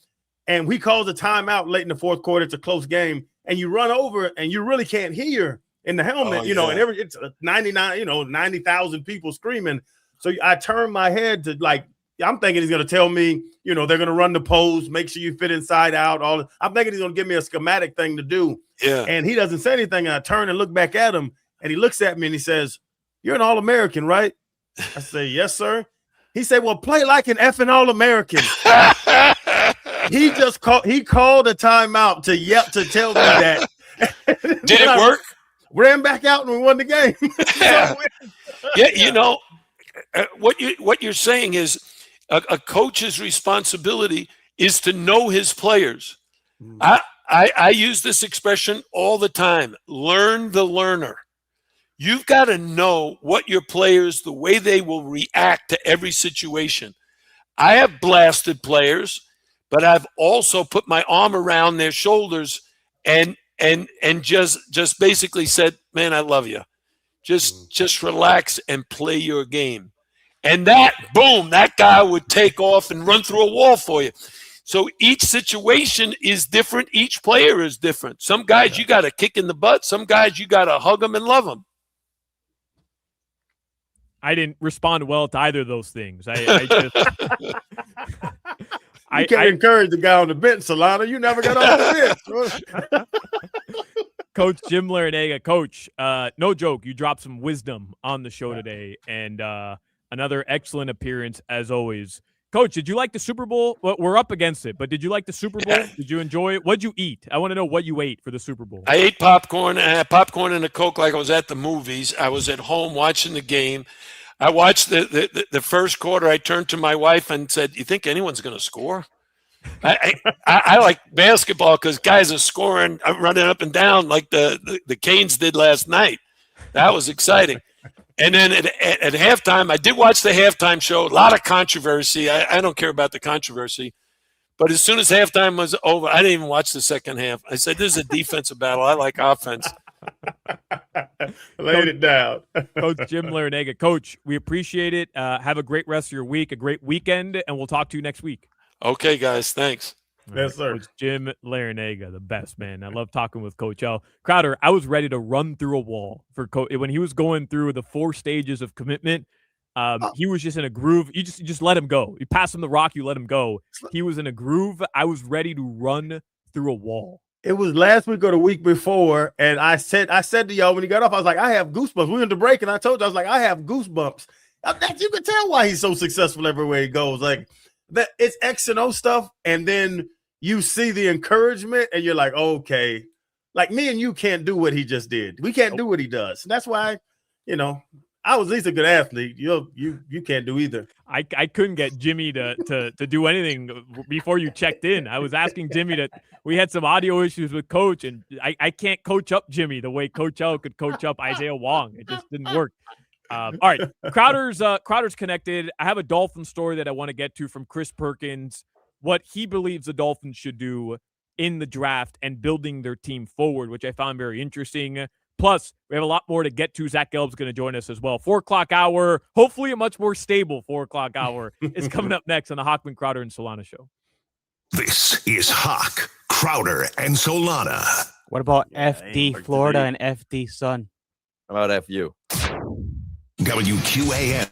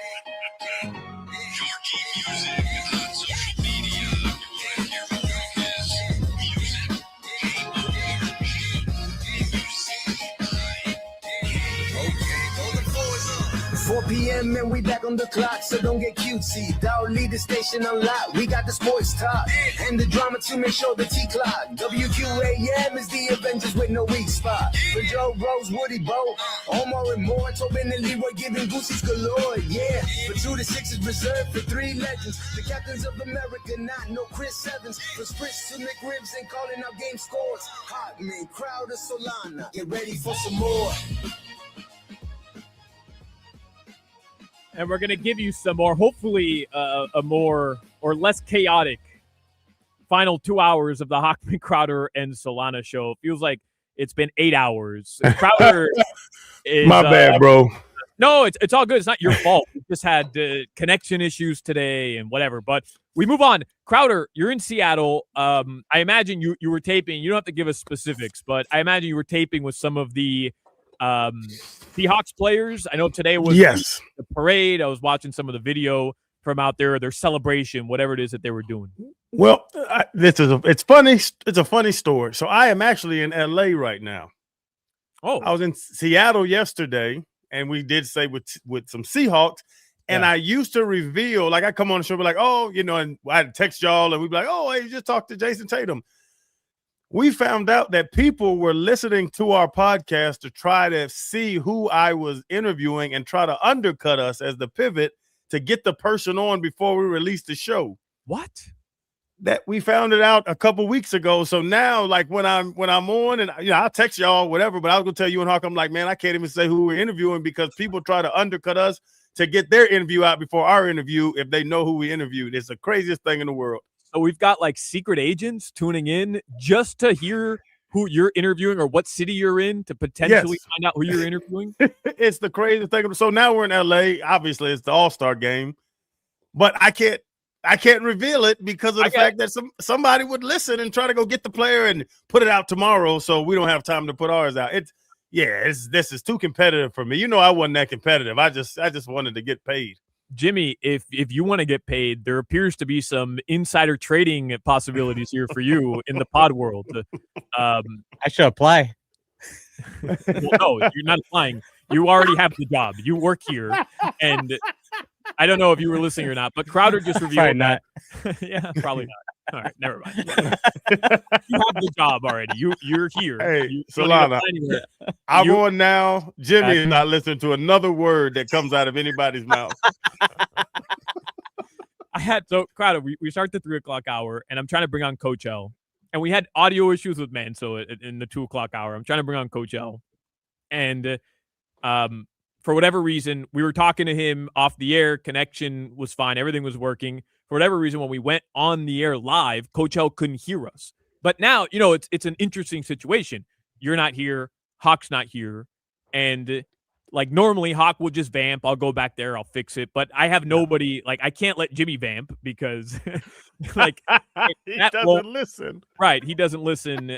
So I don't like at this point. I'm like, all right, Jimmy, go ahead, figure out what you're going to do. And he's just staring at me. So I'm like, all right, let's take a quick break here. So we have to break. I have to go on and put on my IT hat, but all right, whatever. Yeah, man, my bad. The time change kills you. It's like, no, it's weird. It's the cool. guest is coming. It's cool. Nobody's blaming you. You're doing your thing. The guest is coming at 10. And then I'm like, well, 10 is 1. That doesn't work for me. And then, weird, man. The West Coast thing is weird too. Where I remember when I was out in Vegas, I went to go watch a UFC fight, and you get out of the fight, and it's like it's 10. You're like, oh, yeah, 10. Like now what? Now what? Yeah. No, it is. They're like you adjust to it. It takes 2 days here in Vegas, LA, California, and Vegas. That whole thing where it's like, oh, a couple days, you're fine. I've been out here. Y'all know I've been out here for a week and a half, and I never adjust to it. It's weird. It's very weird to me. Yeah. All right, let's start the 4 o'clock hour. Here's what we have planned. Zach Gubb's going to join us. I want to make fun of him, troll him a little bit for flying to Santa Clara, speaking of the West Coast, to go watch his Patriots just put up a dud.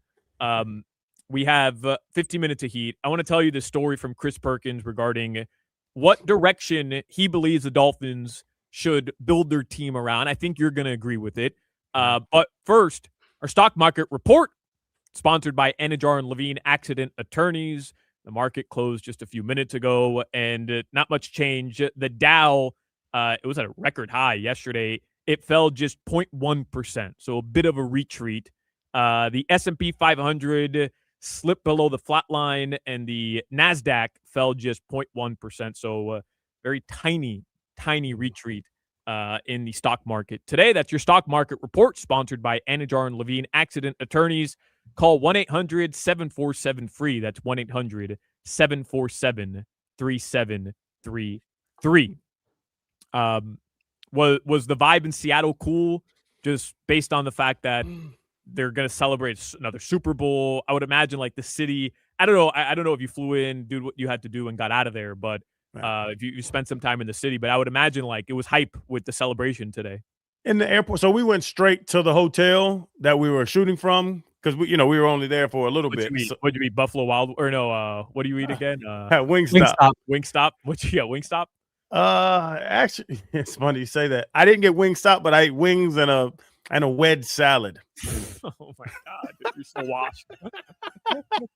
I flew 8 hours to eat wings and a wedge salad. Delicious blue cheese, though. I don't know where they harvest their blue cheese here, but it's pretty good. But no, the airport was nuts. Like coming into there, because people are coming in and or Seahawks flying everywhere. Yeah, flying back in different places. Yeah, Seahawks everywhere, and people recognizing us. Are you coming to the parade? The parade's today, but we left. We're in LA now. We did our shows there, and then we flew to LA last night on Alaskan Airlines. Whoa, that must it is cheap little flight that you guys got. Give me Frontier is private jet compared to this Alaskan. It was crazy. This might be a stupid question. I apologize if it is, but Alaskan Airlines flies to places that don't either start or end in Alaska. They just fly anywhere. Oh no, Solana. Yeah, we did a private jet. We rented out an Alaskan plane and flew it. Yes. Solana, how can an airline survive just flying to Alaska? I don't know. I don't think I'd ever get on a plane, Alaskan Airways. I hope they're not a sponsor. Why would they be? Listen, they don't have enough money to be a sponsor. If I wasn't going to Alaska. Speaking of the parade, I saw this story. So today in Seattle, city you would think would be shut down. Everybody's celebrating the Super Bowl. It's just a random Wednesday. But the Seattle Public Schools District announced that their schools will remain open and that parade attendance will not be considered an excused absence for students. That is the most ridiculous thing I've ever effing heard in my entire life. That seems un-American to me. Like your team just won the Super Bowl, and all these kids have been celebrating the Super Bowl, and they're not going to give kids an excused absence if their parents want to take them to the parade. F that, man. F that. What the hell are we doing as a society if we can't let a couple of kids take a day off to go celebrate a Super Bowl? I actually will tell you how it works. I'm with you.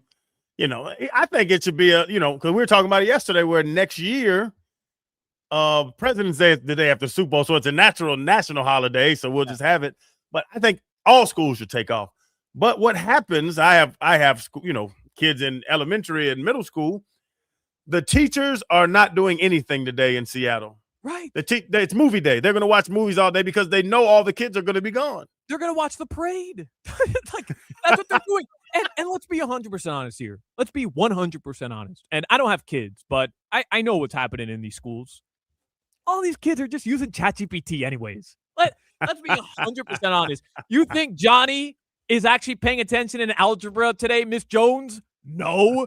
He typed the answers into ChatGPT, and he's going to cheat on the test that way anyways. Hey, Miss Smith in language arts, he's not writing up a prompt on what he thought of the Shakespeare book that you assigned last night. You know what he did? He put it in a ChatGPT anyways.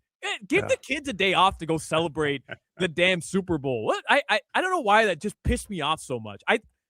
When I was my freshman year in college, Crowder, at FIU, I was taking ENC 1102, which is like an English class for my major. And the Heat won the title that year. That was 20 12, Shaq? 13. No, this was first year of the Big Three. Yeah. Yeah, the first title of the Big Three. And I mean, like I grew up going to all these games. I went to every NBA Finals game. Like I would dress up like a player to go to the games. Like I was the biggest Heat fan in the world. The Heat win the NBA title. Their parade is on a Tuesday or Wednesday morning, whatever it is. And I have this class, ENC 1102, that I have to go to. And I emailed the teacher the night before. I sent her the assignment that I had already done. I said, hey, will you allow me? I'm submitting my assignment early to not go to class tomorrow so I can go to the Heat parade. I'm a huge Heat fan. My parents and I have had season tickets since before I was born. Like, we're going as a family. It's a big deal. And she wrote back, you will receive an F on the assignment if you don't hand it in person tomorrow. And like, oh, well, I got an F. F you. Like, F you. I'm going to watch this parade. I'm going to the parade, bro. I don't care. It's funny. You talk about the Chat GPT thing and all that. Well, it's not plagiarism anymore because you can't plagiarize Chat GPT. It's not anything written. Oh, I didn't know. So when we were kids, you could, we were kids. I'm 45 years older than you, but you could like copy and paste stuff, and you could go, they would find, be like, this doesn't sound like you. But little Chan wanted to turn in a paper one time. It was something. Yes, this is the spectacular divine intervention of what I'm like, Chan, you don't even know what these words mean. Yeah, you're right, Dad. See, ChatGPT gave him this answer, and it was crazy. I see this all the time on like social media. Parents, the outcry of ChatGPT. And look, man, I think it is kind of pathetic that people my age can't write an email without putting it into ChatGPT. I'm not gonna lie, I think it is a little pathetic. Like, figure it out. But if I was a kid in school, I know I'd be doing the exact same thing. I'm not studying for this. I'm not like, I know because why wouldn't you? If you could get all the answers to what you need in a second's time, everybody would use it, which is what's happening now. Which is what's happening right now. I wish I had that when I was in school. Every essay is the same thing. The teacher must read the same words for 18 times. Jimmy, you should use ChatGPT right now to figure out how to produce a radio show. Let me do that right now. I'm sorry, Jimbo. I'm being mean to Jimmy. I want to just read some of Jimmy's essays. You got any essays left over from high school, Jimmy? I need don't know this. where they are, even if I did. His parents threw them all out. Like, I get burned rid of them. all the evidence. Get rid of all the evidence. All right, 15 minutes of Heat. I want to do that quickly. Crowder, and look, we've talked about the Heat a lot today, so I don't want to spend too much time. I know people are annoyed with the Heat, and understandably so. But I owe you an apology first and foremost, because I scoffed at you the other day when you suggested the Heat would be only 2.5 3-point favorites against the 15 or 16 win Utah Jazz. And well, what happened was the Miami Heat lost that game. So Crowder, I owe you an apology. The Heat lost to a team trying to lose. Just ridiculous. 15 minutes of Heat on QAM is sponsored by Doral Kia, home of the Pricito, our lowest price. Visit us at Doral Kia or at DoralKia.com. I would just want to say, but I'm a Heat fan. So a lot of I go to games. I take my kids, my wife to games. I usually just stay in Club Hyde or the Grey Goose Lounge, but I'm in the arena. I'm there. I'm supporting my team. A team with a lack of talent, which the Heat are. Now their good players are starting all to get hurt. Yeah. I just look at it, man. It's not a winning, successful approach to it. And we kind of talked about too, Solana, and I don't know, you didn't push back too much on me with this one, but they play at that faster pace early in the season, the 125 fat pace of play stuff. It's catching up with them. And I said it's going to catch up with you. You can't run that much every single night. Yeah, I had Tobin on in the first segment just to kind of check his tenor on where things stand, and he said the exact same thing. He said it was fun, 14-7 start, but clearly this pace has kind of burned them out. And it's hard to argue when you consider, like tonight, Pelle Larsson is out. Tyler is obviously out. Norman Powell is out as well. That's somebody who's Norm specifically, who's been a great season. He's an all-star, but yeah, could he keep up this type of play? And I mean, the answer is obviously no right now. Yeah. It's catching up to him. Yeah, and it's like a football comparison. you run 5 wide every single play of every single game, the receivers are going to get hurt. If there's no option, there's no run game, the receivers are going to get hurt because they're flying down the field every single snap of the game. And that's the 5 wide pass guaranteed offense is what the Heat did basketball wise. And you just can't do it. Tonight, you want to guess what the line is? The Heat, without Norm, without Pella, without Tyler again, final game before the All-Star break. They're in New Orleans. The Pelicans are 15-40, so they're trash. They are coming off a victory the other day. You want to guess what the line is? The Heat are on the road tonight, Crowder. Pick them. No. Pelicans favorites at home. 1.5 point favorites. 1.5. I was going to say 2. 1.5 point favorites. It's about right. And everybody's hurt. Is Bam got to go drop 40? Yeah. Kasper Siakuchonis has to put up another 20 burger. And yeah, man, tough times. On this date in 1995, the Miami Heat became the first team to sweep the All-Star Saturday night festivities. Harold Miner won the slam dunk contest, and Glenn Rice, G-Money, won the three-point shootout. The Heat will, as everybody knows, be well represented All-Star weekend. Oh, I'm leaving tonight. You're coming back? No, I'm going to Tampa. What a life you live, man. Actually, I'm coming back. I'm hit on the red eye tonight, get back to South Florida, then drive to Tampa tomorrow morning as soon as I land. What a life, man. I'll be it's not what a life. It's exhaustion. Yeah, no, I know. I don't know how you do it. I'll be at this very time tomorrow. I'll be an hour into my 8-hour flight. I'm going to Europe. I'm gonna take off for the All-Star break, which is why Hoch hit the bricks today. He's like, "Oh, you're leaving? You're taking off for a week? Enjoy doing the show solo for a day." But I'll be 1 hour into my 8-hour flight. Here's what I have planned, Crowder. Mm-hmm. I downloaded a couple movies, and I downloaded. I want to watch. I know you don't watch Game of Thrones, but there's like a new spinoff to Game of Thrones that I haven't been able to watch yet. I'm downloading all of that stuff for the flight tomorrow, but I have to sleep, don't I? Because I lose a day flying to Europe. So I don't know if I'm just gonna get drunk before the flight and take a Tylenol PM and just try to sleep for 8 hours, or I'm gonna just barrel through and try to watch a bunch of movies to get through the 8 hours. I don't know what I'm gonna do. The mature way would be to sleep. And now you get there, and now it's the day, and now you're rejuvenated, and you get back on their time. The best way would be, man, just big man it. Stay up, watch movies, Yeah, your old lady going with you? Yes, sir. What you think? Man, maybe a little by myself. Huh? Yeah, man. Maybe a little Mile High Club. Stay up, man. Okay. Let's get to headlines here. Zach Gelb's going to join us in the next segment. We're already running a little bit late here. Headlines are brought to you by our friends at Doral Hyundai, home of the Pricito. Our lowest price. Visit us at Doral Hyundai or at DoralHyundai.com. Hey, Crowder, yesterday, I know we talked about it in the previous segment. The Hurricanes men's basketball team, big win yesterday. It was awesome to see Coach Jay Lucas get his first signature win. But who knows, man? Maybe I was saying it earlier in the show. We might have some fun this March. Who knows? Oh, yeah. It's awesome, especially when you're traveling and you turn on ESPN to leave something on while you're getting ready in the morning and the Canes pop up in Cali. I'm like, okay, yeah, this is a big win. We'll see.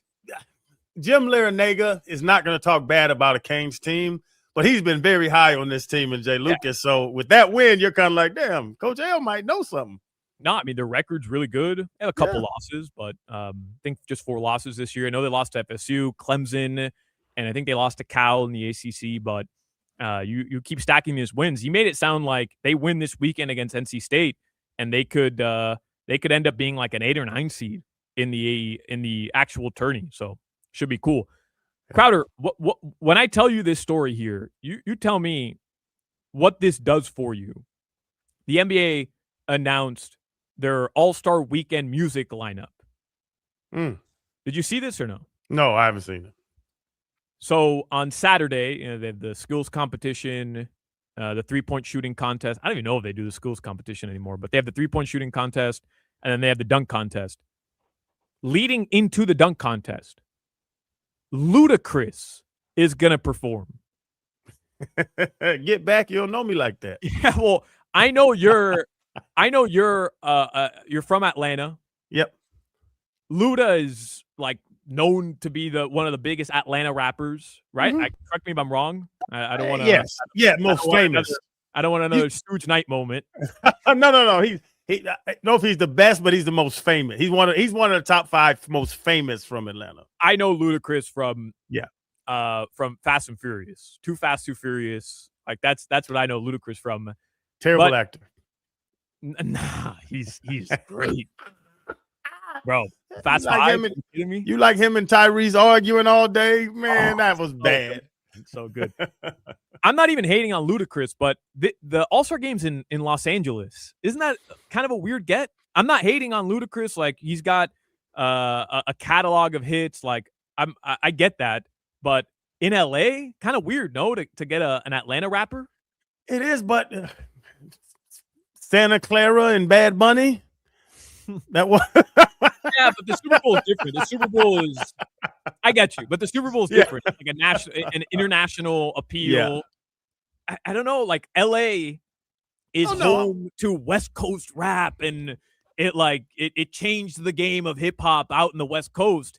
And then to bring a guy from Atlanta in, I don't know, it just struck me as odd. It was weird. I saw E40 at a party in San Francisco. They should have brought E40. E40. Ooh. Did he have a double cup? Did he have a double cup on him? That's when I think of E40. That's what I think. The double cup? No. He said hi to me, though. Really? E40? I don't know if he knew who I was or he saw other people speaking to me, but I walked up the stairs. He was walking down, and he's like, what's up, brother? I said, hey, what's up, man? Big fan. Jimmy, you're going to love this. To usher in the All-Star game, they're going to have John Tesh perform Round Ball Rock live before. That's cool. See, that's awesome. That's awesome. It's on NBC for the first time in 20 plus years. That's a really cool get. He's the guy that created the NBA on NBC theme.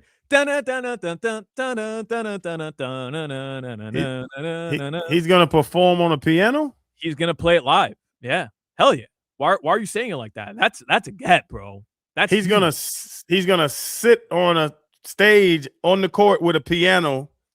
Yeah. Well, what you think he's gonna play the violin? Yeah, of course he's gonna have a piano and gonna jam. That's awesome. Slide the piano out, let him play 20 seconds, and slide the piano back. Nah, you're missing. I'm telling you, bro. This guy's he's a legit composer. What is it? 30 seconds max. No, bro. It's like a 10-minute banger. Just 10 minutes. He's gonna riff, man. Yeah, this lineup ain't coming out right. Today, pitchers and catchers reported. I saw a lot of really cool scenes happening up in Jupiter. We'll get into some more notes from pitchers and catchers coming up in the next segment. Zach Gelb is going to join us. Let's get to weather, which I just realized I haven't done today. Luckily, it's not sponsored. Your weather right now in South Florida, mid-70s currently. Tonight, it'll dip into the low 60s. On the other side, Zach Gelb will join us. We'll talk about the Super Bowl and some other NFL and NBA notes with Gelby. Hochman, Crowder, and Solana continues next. You're listening to the Hoch, Crowder, and Solana Show. Hey, man, I'm not gonna lie, I'm the hottest chick in the game right now, man.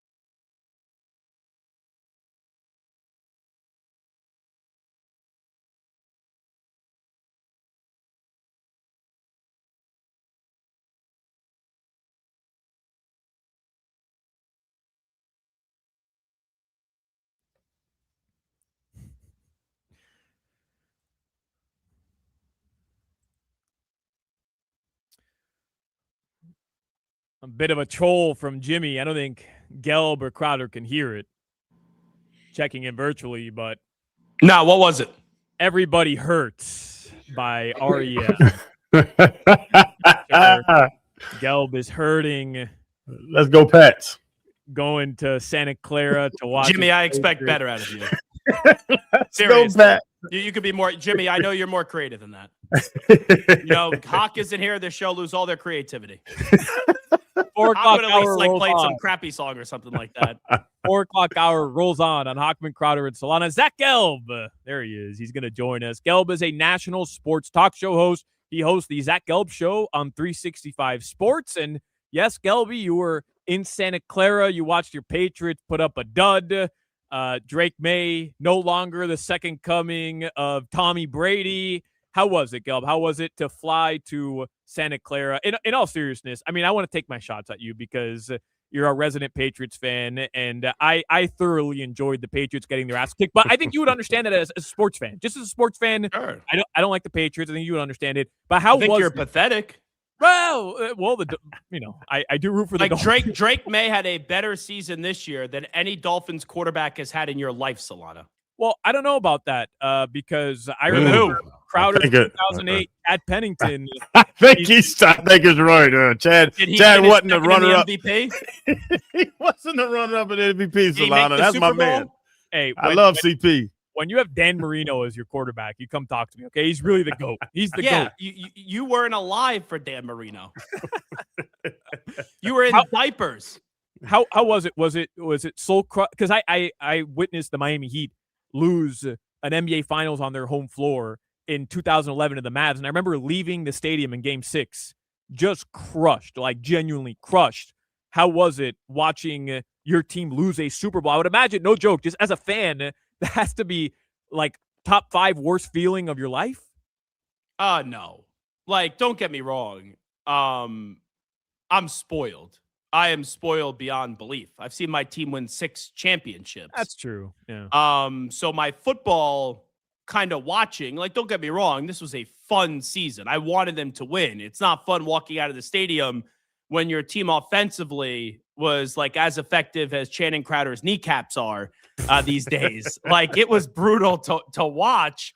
But, like, yeah, am I down in the dumps today? Sure. Am I down in the dumps yesterday? By the end of the week, it'll be out of my system. But it's all gravy for your boy from here on out. I've seen 6 Super Bowl championships. And it's not like, I wasn't alive for 4 of them. I remember every single one of them. So it was disappointing, but the Patriots exceeded expectations, and the Patriots had a wonderful season. I might have better knees than Will Campbell. Yeah, he stunk. He stunk. Now, I will defend him. He had a good season this year. He was solid. He did. Yeah. Ever since he came back from that MCL injury, he was a turnstile in Penn Station. But I think the biggest story from the Super Bowl is it's another year where Channing Crowder is there, I am there, and Channing is all buddy-buddy with me all throughout the football season. I do this show for you, everything. And then, like, hey, what are we doing? And nothing from Channing. What day did you get there? What day did I get there? I got there Tuesday night, you bastard. I'm a hard worker, Gail. I got to go to EA party, Nike party, you know what? NFL Trust, NFL PA. You and Will Campbell, you're similar. You have the little alligator arms. I can't do anything. Can't pick up a bill and have a little meal. I probably wouldn't have even paid. Yeah, Yo, do you like Wingstop? Because that's all Crowder did in San Francisco. He said you didn't go and get any of the great Chinese that they had to offer? I went to Pier 39. Whatever it's like called. Well, I forget what it's even called. Fog Harbor, whatever. I went to the crab spot on Pier 39. Stone crabs are better than Dungeness by far. I didn't have a good time. You know 2 things. I hang with the right people, and I eat well. Like last year, you were impressed with the crews that I were hanging out with. I remember you're like, oh, maybe I'll hit Gelby up. Like, I'm just saying, one of these years, you should pay attention to, like, the little old ugly me and just, like, have dinner with me. My wife was there, Gail. Okay, so? I don't like bringing around big, attractive white men. Yeah.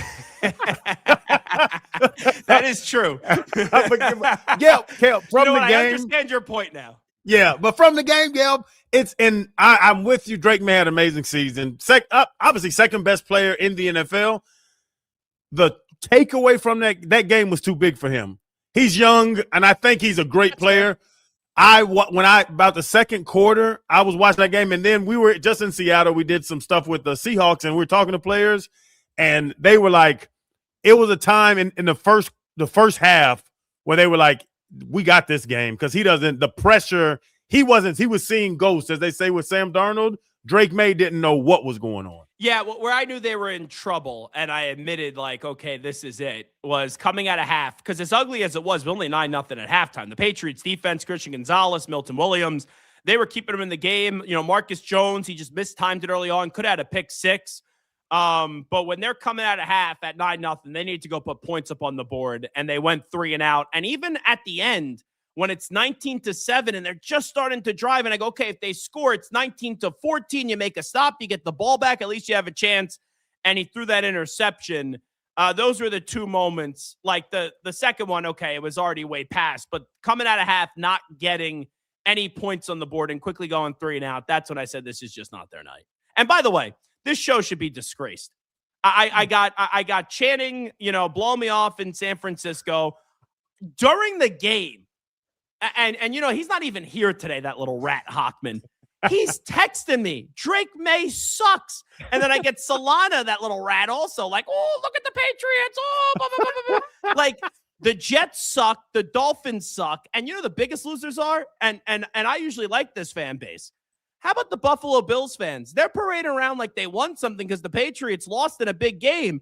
If the Bills fans, they're calling the Patriots frauds. What does that then make you in a year where the Final Four in the AFC were C.J. Stroud, Josh Allen, Drake May, and Bo Nix, and the Bills couldn't get there? Like, it's amazing how getting to the Super Bowl and losing for a team that was the 4th overall pick last year, it's now, the Patriots are frauds. And what's everyone else in the NFL out of the Seahawks? Bigger frauds? That's terrible. That's why they fired their head coach. They told him to hit the bricks. Like, I'm not kidding. If the Patriots in that game had Tyreek Hill, Devon Achane, Jalen Waddle, and the Dolphins' offensive line, I think they win the Super Bowl. I do. A second-year quarterback, a first-year head coach go to the Super Bowl. I hate to say it as a Dolphin fan. They're going back to the Super Bowl in the next couple years when they can do that early. If they enhance that offensive line and they get him just one number one target, like, who intimidates you on this Patriots offense? Like, Ramondre Stevenson and Travion Henderson are solid running backs. They have no elite wide receivers. Stephon Diggs is getting broken up with at halftime by Cardi B because he has 7,000 baby mamas in the stadium. The tight ends stink. Like, this Patriot team, like, that's why I thought Drake May should have won the MVP. It's because look who he's playing with. There's no elite talent on that offense. What was the vibe like in the stadium for the halftime show, Gel? But because I love Bad Bunny. I was gonna like that show no matter what. He could have came out there, said nothing, and I was gonna love it. But I just wonder, it's a made for TV event. And I remember in 2020 when I was at the Super Bowl, the vibe was good watching J-Lo and Shakira. Like, it was good. How can't you enjoy watching that? Let's be real. Correct. But I also remember coming away from it saying this probably translated better on TV, and I wonder how it was there at the stadium. I've been to 15 Super Bowl locations. I think I've been to 8 or 9 games, and every time I go into the stadium, I anticipate the halftime show to suck in the stadium. So I never grade it like last year. I thought Kendrick sucked inside the stadium. I then said, okay, let me watch afterwards. It did suck. The last Super Bowl halftime show, I was there in person. I'm like, wow, this was great. Was in LA with Dr. Dre and Eminem and Snoop Dogg. That was great in the moment, and it was great on TV. During being in the stadium, I thought the halftime show was bad. I did. But then I went back and watched it, and I understand it's not in English. Like, most of the music I listen to, I can't understand. Rap, rock. Like, I like that music even more when I'm just like bopping my head and I have no clue what's going on. So that's not a negative thing for me. I thought on television, and when I watched it on YouTube, it was really damn good. Like, I understood that, like, even though I didn't understand the words, I could tell what the messages that were trying to be sent. And I thought the music sounded good. So, was it the greatest halftime show I've ever seen? Was it Springsteen? Was it, the Super Bowl halftime show in LA? Was it Prince? Was it U2? After 9/11? No, but I thought it was a solid B+. halftime performance. Yeah, I'm interested in this because we usually see or don't have some boots on the ground at the Super Bowl. But after the defensive touchdown from the Seahawks, everybody knew the game was over then. Do people leave early when they paid $4,000 for a seat? Like, is there anybody walking out? So, yeah, there was people that were walking out, but it was late. Like, with 2 minutes left, I said to my buddy I was with, because the stadium's so far away, and I had a red-eye flight that night. Now, little did I know the traffic getting out of there. The traffic the whole week in San Francisco was a disaster. But getting from the Super Bowl was like the easiest thing ever, which was surprising. So with 2 minutes left, I said, I was in the upper deck. I'm like, let's start making our way down. Like, I was at 28-3. I saw them come back. You know, I never thought of leaving, but I also wasn't flying out until the next day. But with that red-eye dynamic, I go with 2 minutes left. I'm like, okay, I could start to walk down a little bit. Yeah, there were people that were definitely leaving, but it wasn't like you saw a mass exodus. Was it like a great Super Bowl? Would you consider it a great Super Bowl? The city of San Francisco hosting, having to go to Santa Clara, which is like 90 minutes away. No. Compared to other ones, a dud? Well, actually, the first time I met Channing, how great was Indianapolis? Like, I thought Indy was like, they appreciated that you were there. Everything was in one location. Like, the media members, they get ridiculous because it is stupid when you have to get on a bus to go 45, 90 minutes to go talk to the teams, and everything's based out of San Francisco just to get to Santa Clara and the traffic. It was weird. There was not I've been to, like I said, 15 of these locations.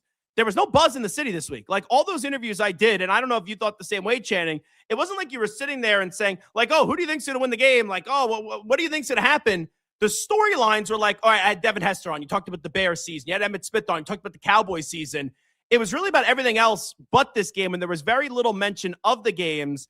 And, like, yeah, San Francisco, it's a fine city. You know, the food is solid, but I've been to a lot better Super Bowl locations.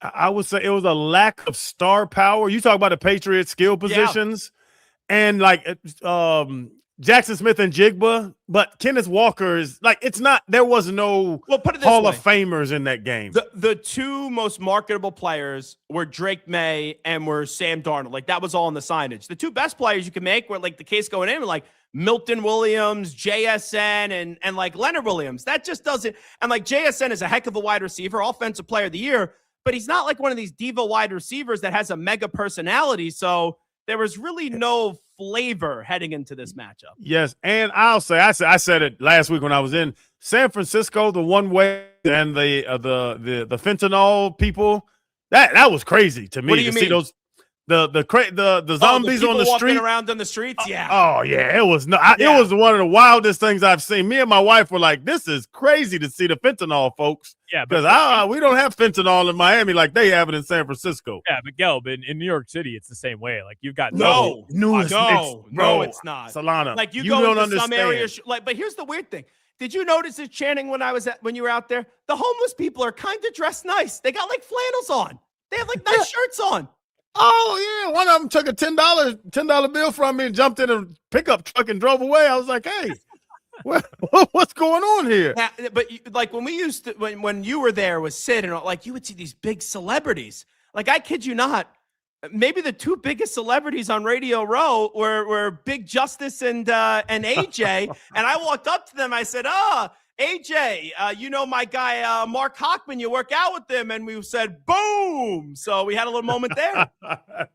I went one day to do Cam Hayward and Joey Porter's podcast. Oh, that's made some news, by the way. Joey Porter just destroying Big Ben and also destroying James Harrison. I would not mess with James Harrison. He came up to my dinner table last year when I was out for dinner with Bryant McFadden and Patrick Peterson.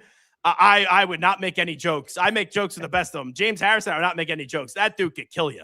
He was on. I saw him at one of those parties. But Joey Porter, that's the worst guy to ask a question to because he's the most honest person in the world. He's not trying to save anybody's feelings.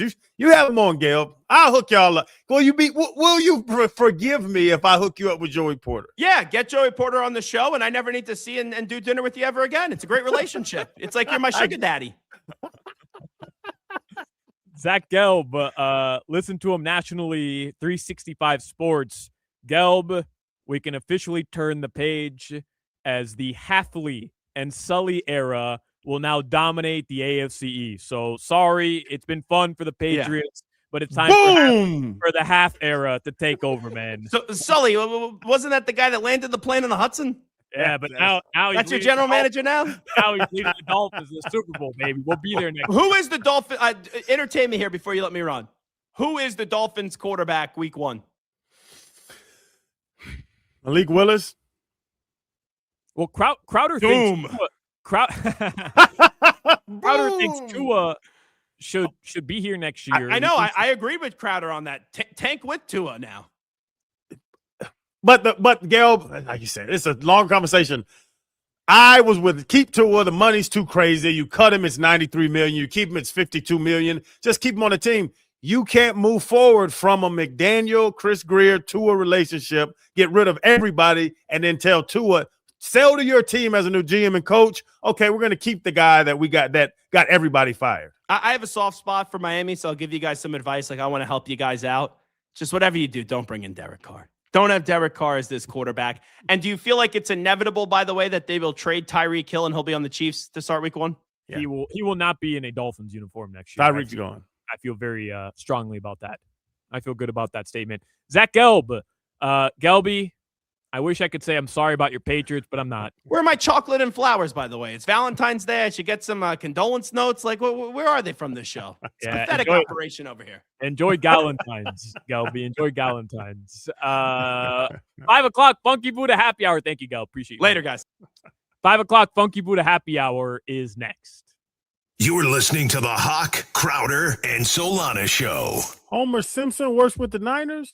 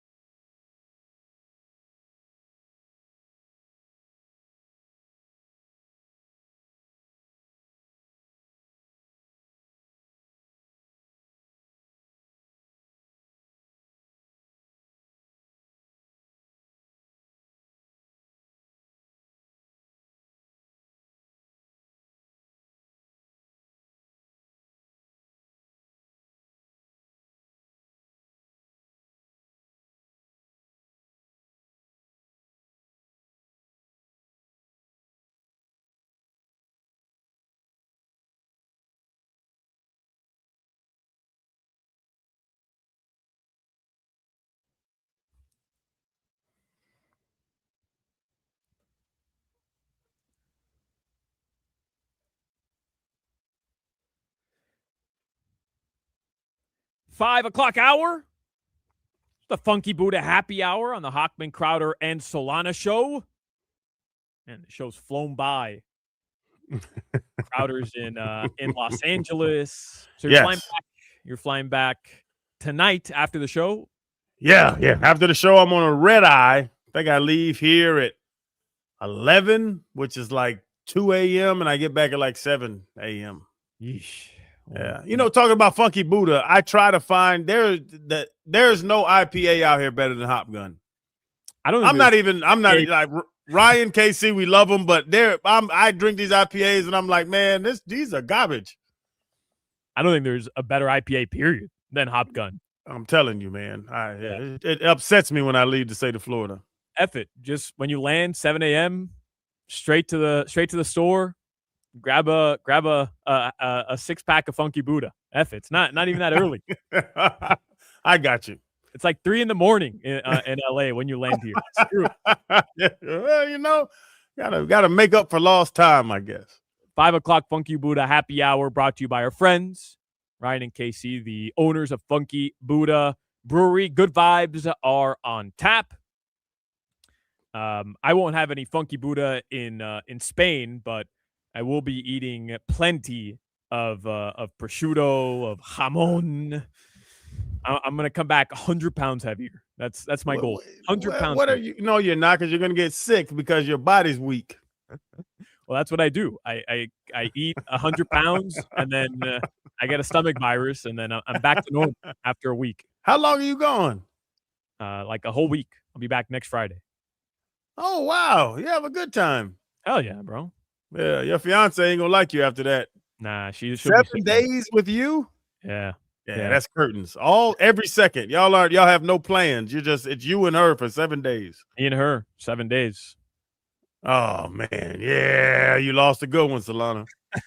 I'll be back on Tinder with Jimmy. We'll be sniping during commercial breaks. A lot to get to this hour. I want to read that Chris Perkins article about the Dolphins. We'll do that in a few minutes. First, though, let's get to headlines. Today, they're sponsored by our friends at Doral Hyundai, home of the Pricito, our lowest price. Visit us at Doral Hyundai or at DoralHyundai.com.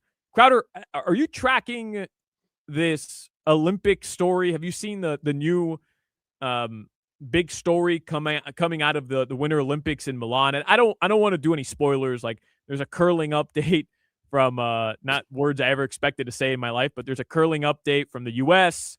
But I know people want to watch it later tonight on prime time, so I don't want to ruin anything and give out any scores. But remember how we had Penisgate to open up the Olympics? Yes, we did a deep dive on that story.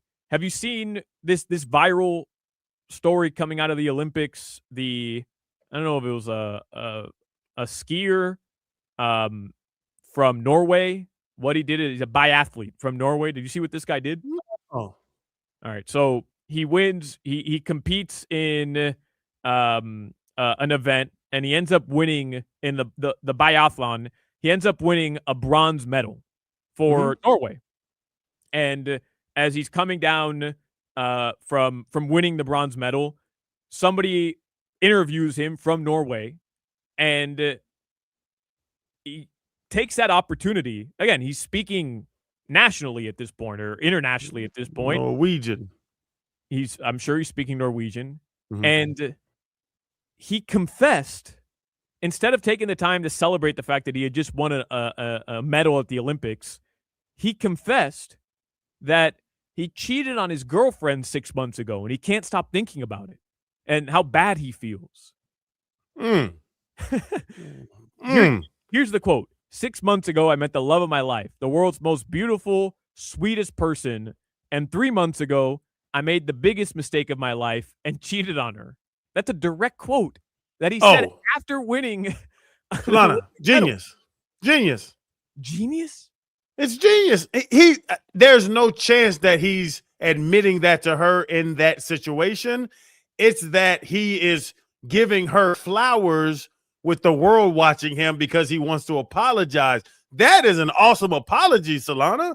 I don't think she already knows. There's no way Oh no, she knows. She knows. Like now, there's layers to this. She's come out. She's released a statement. She said, "I didn't ask for this. I didn't choose for this to become public." But she's remaining anonymous. Apparently, nobody can figure out who she is. But she released a statement to some magazine in Norway, and he's walked back already. He's talked about how he regrets doing it that way and that she didn't deserve it, and he's not answering any more questions about it.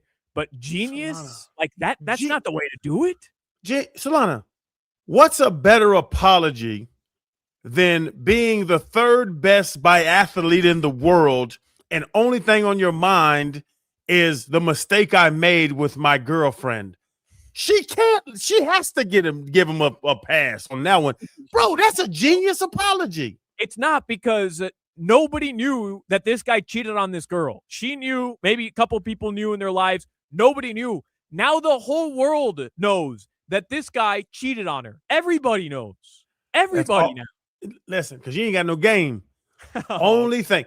I accomplished the best thing in my life. I reached the top of the mountain in my life, and only thing I could think about was the mistake I made with you, sweetheart. What? Yeah, good luck. What?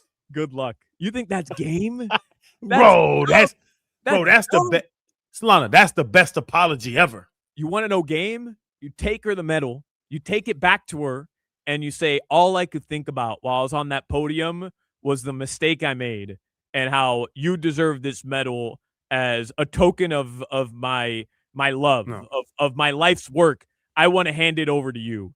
Not, hey, world, I just won a medal. You know what I did? I cheated on this girl, and I won her back. Everybody, I cheated on her, and I won her back. Okay. Let's go through the steps of this. Okay. I get to her house. I get past the guard gate. I actually get past it and get to her front door. She sees me in the Ring camera, and she doesn't open the door. Get out of here. No, I'm sitting out there. I'm a duck. I just ran past the guards. I'm sitting out there. I'm a duck.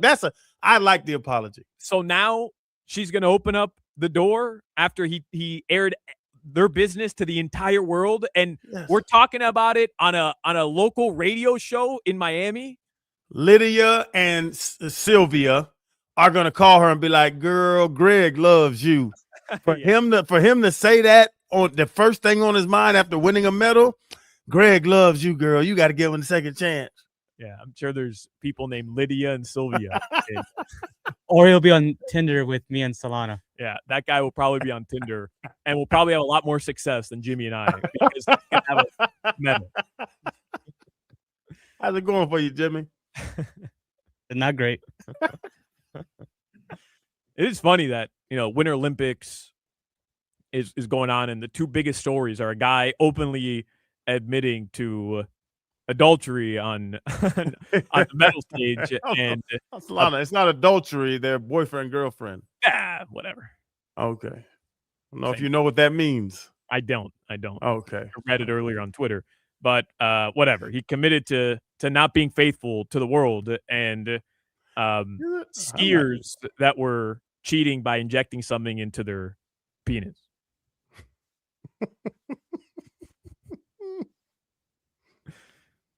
You haven't watched any of the Olympics, right? Like you're not all in on this, on the curling. I'll watch the ice skating because it's super athletic. That the ones that do the backflips and the jumps, but the other stuff I can't. I don't know what greatness is in those ice games. So I told you and Hoch and Jimmy on Monday that I want to put together a curling team to try to make the next Winter Olympics, and none of you were in. You and Hoch both think I'm an idiot, and I strongly believe that if I dedicated my life for the next 3 years to curling, that I could be good enough. I could learn that skill well enough to try to be an Olympian. None of you are in, but I have found a teammate already. Brian from Promotions, he's down. He heard it, and he wants in. So that's 2 of 4. I'm just missing 2 more people from Team Odyssey to build my curling team and try to get to the Olympics. You should try chess. Your body, how is your Solana? You see how low they are to the ground? Yeah, I'm good. Can you even bend down that far?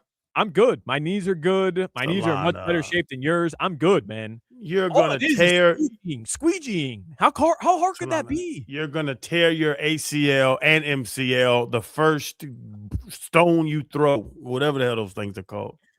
The Miami Heat play tonight. They're in New Orleans. They're gonna play Zion Williamson and the Pelicans. That'll be an 8 p.m. tip-off. Pregame show begins here at 6:45 on WQAM. We have All-Star Weekend coming up.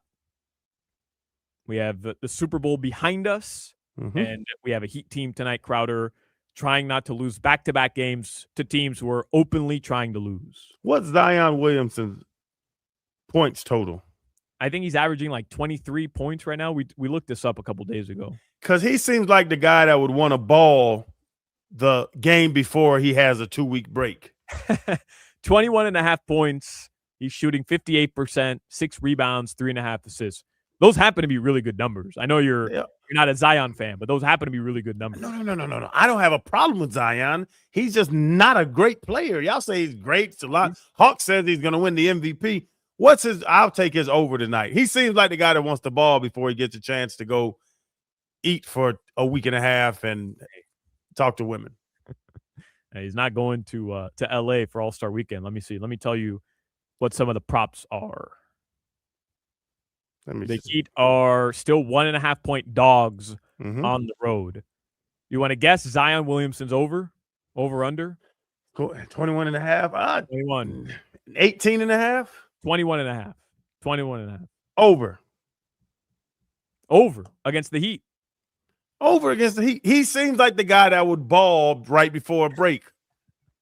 Like there's certain people that, man, I got a week off. Oh, I'm about to show out tonight. Now I get to go eat groceries and, I have cheesecake and all that stuff. Leave it all out there. Yeah, he's going to empty the tank tonight because he has a week of cheesecake. A burn the boats game from Zion Williamson. Zion Williamson is an empty the tank night for Zion. Bam Adebayo tonight. Over under. Ooh, he's the only star really that's playing still. 19.5? 22.5.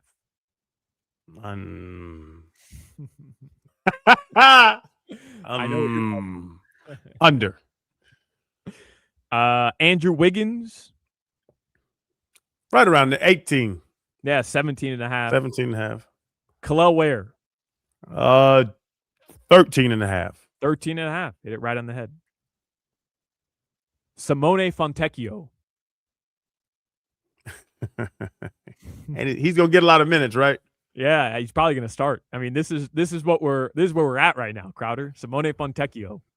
11.5. 12.5 for Simone Fontecchio. Goodness. Good if he can hit a damn 3. Come on, Simone. Yesterday, the Hurricanes got a big win. Talked about it a bunch today. Coach L joined us in the 3:00 hour. Big win for Jay Lucas. First one against a ranked team. Jimmy, this story will interest you. MLS jerseys were revealed or released, and Inter Miami dropped their brand new away kit. I don't know if you saw it. It is fire. They do look fire. Yeah, I'm just waiting for the home jerseys to come out. It's got a little star on it, Crowder, because in soccer, when you win a championship, they put a star above the crest, and they of course won the MLS title last season. What color is it? It's black. You own a soccer jersey? Do you own one soccer jersey? I do. Somebody gave us a soccer jersey. I've never worn it. It's like yellow and blue. I don't know what team it is. You went to Barcelona Stadium. You've been to stadiums, or you've never bought a soccer jersey? Soccer jerseys are weird because they have no numbers on them on the front, and then they have like a V-neck. Yeah, but then they're like long sleeves. Soccer jerseys. They're not even they don't even look cool. They look weird. No, you can rock a soccer jersey anywhere. Can wear it to the club. Can wear it to dinner. Not in the hood. In my hood, Kendall, I wear that anywhere. I don't want to get beat up.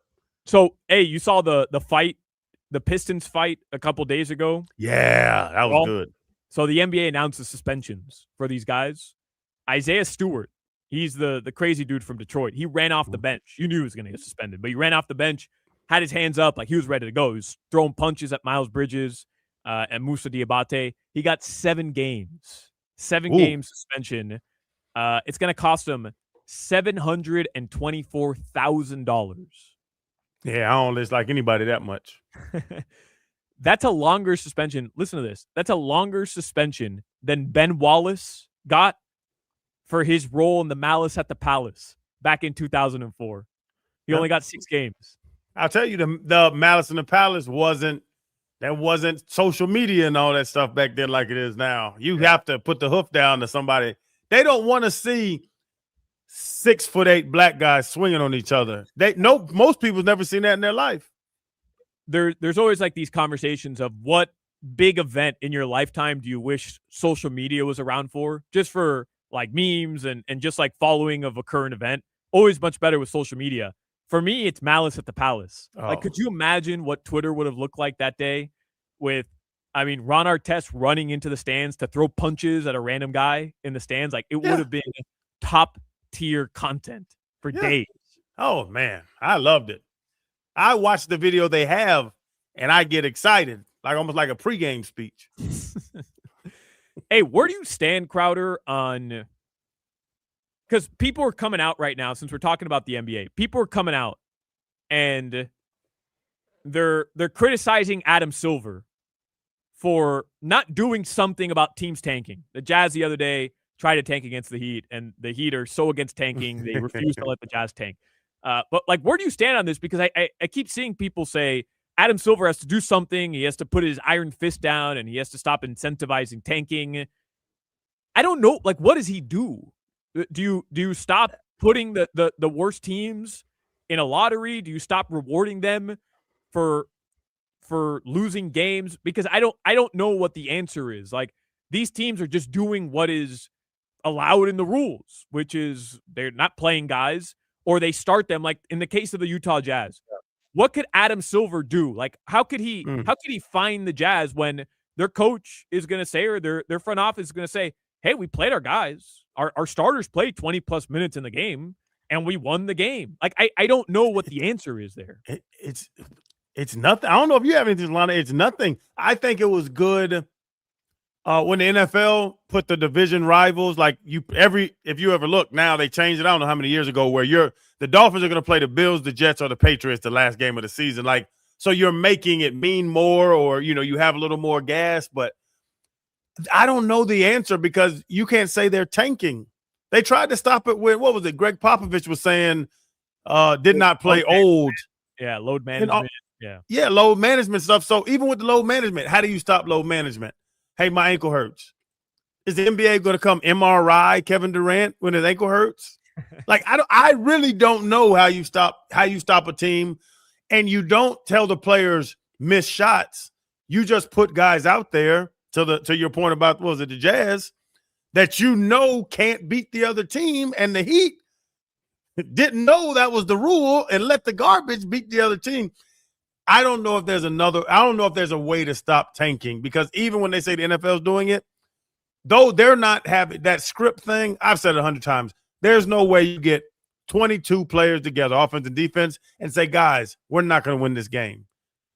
You just know roster-wise, these dudes are not good enough to win this game. No, but I understand. Like, it's a lot of people want the Heat to do that. A lot of people want the Heat to tank, to try to get a better draft pick and try to change up, everything that they're doing, which has just led to mediocrity. And it's a funny thing where you see people on social media and fans of the NBA complaining about the amount of players who take games off, load management, the amount of teams that are just openly tanking. The Jazz are tanking, it's obvious what they're doing. The Wizards are tanking. Yeah. But why wouldn't they, if it's going to help them potentially get a better player that's going to help them when their team doesn't have a chance right now?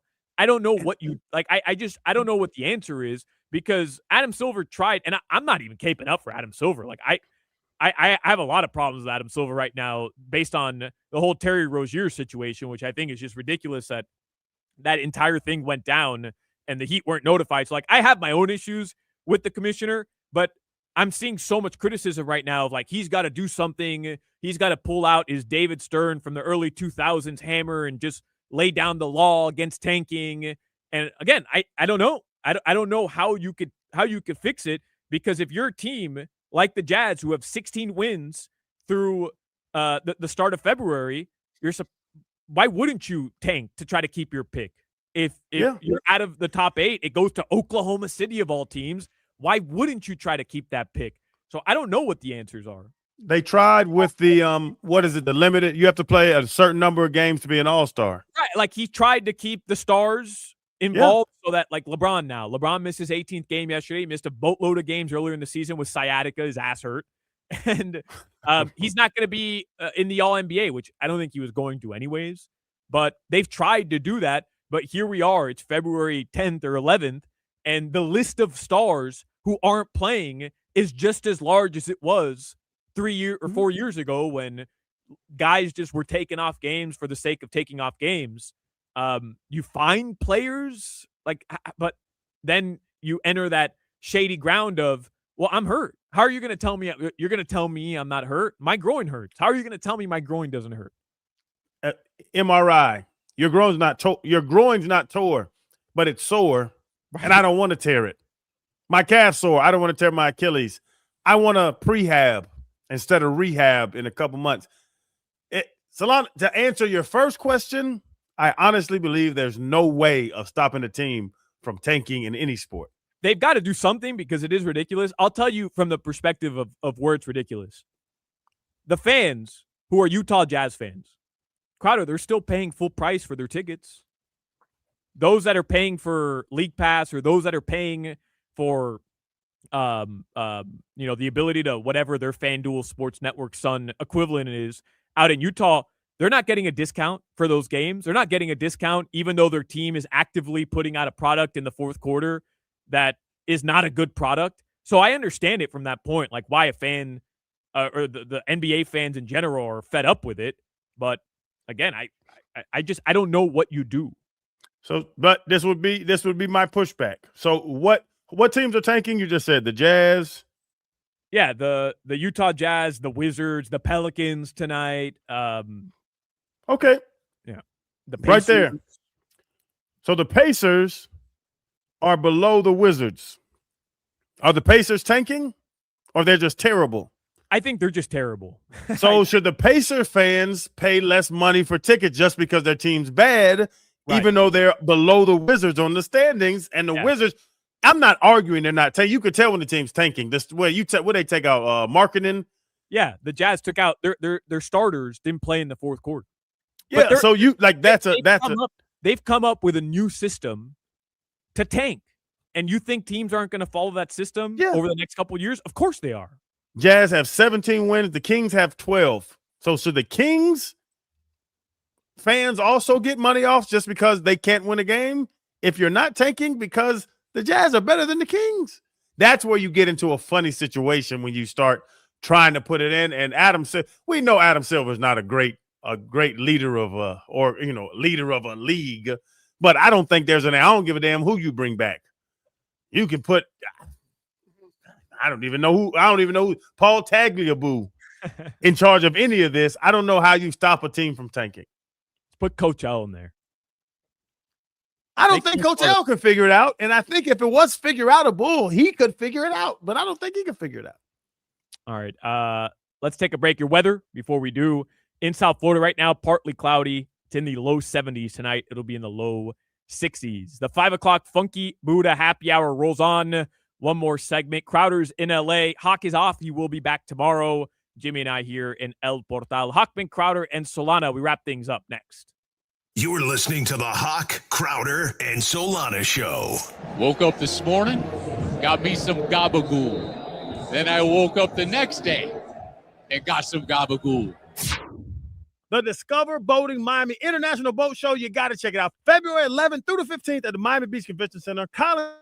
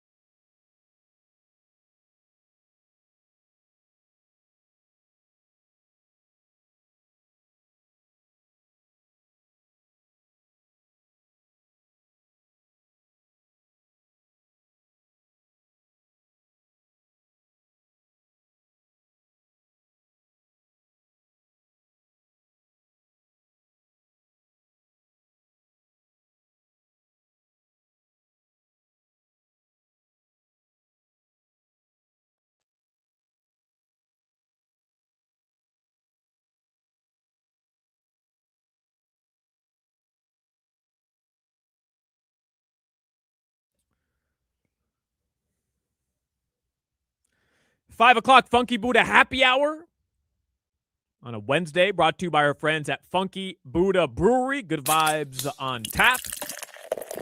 Hey, we have some breaking Dolphins news. I don't know if you saw this, Crowder, but the Miami Dolphins have made a hire.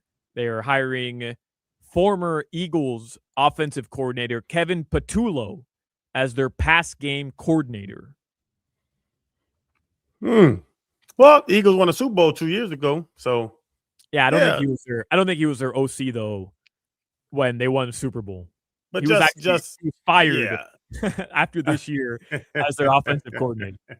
But yeah, just I like, and you don't know. Nobody knew Mike McDonald with the Seahawks was as good as he was second year winning the Super Bowl. I just like to, if you acquire good talent at coaches, but you haven't seen them work yet. So I like movement at coaching staffs. This is from ProFootballTalk.com. Patullo was fired as the Eagles offensive coordinator after a rough 2025 season. He'll now join a Dolphin staff under new head coach Jeff Hafley and offensive coordinator Bobby Slowick.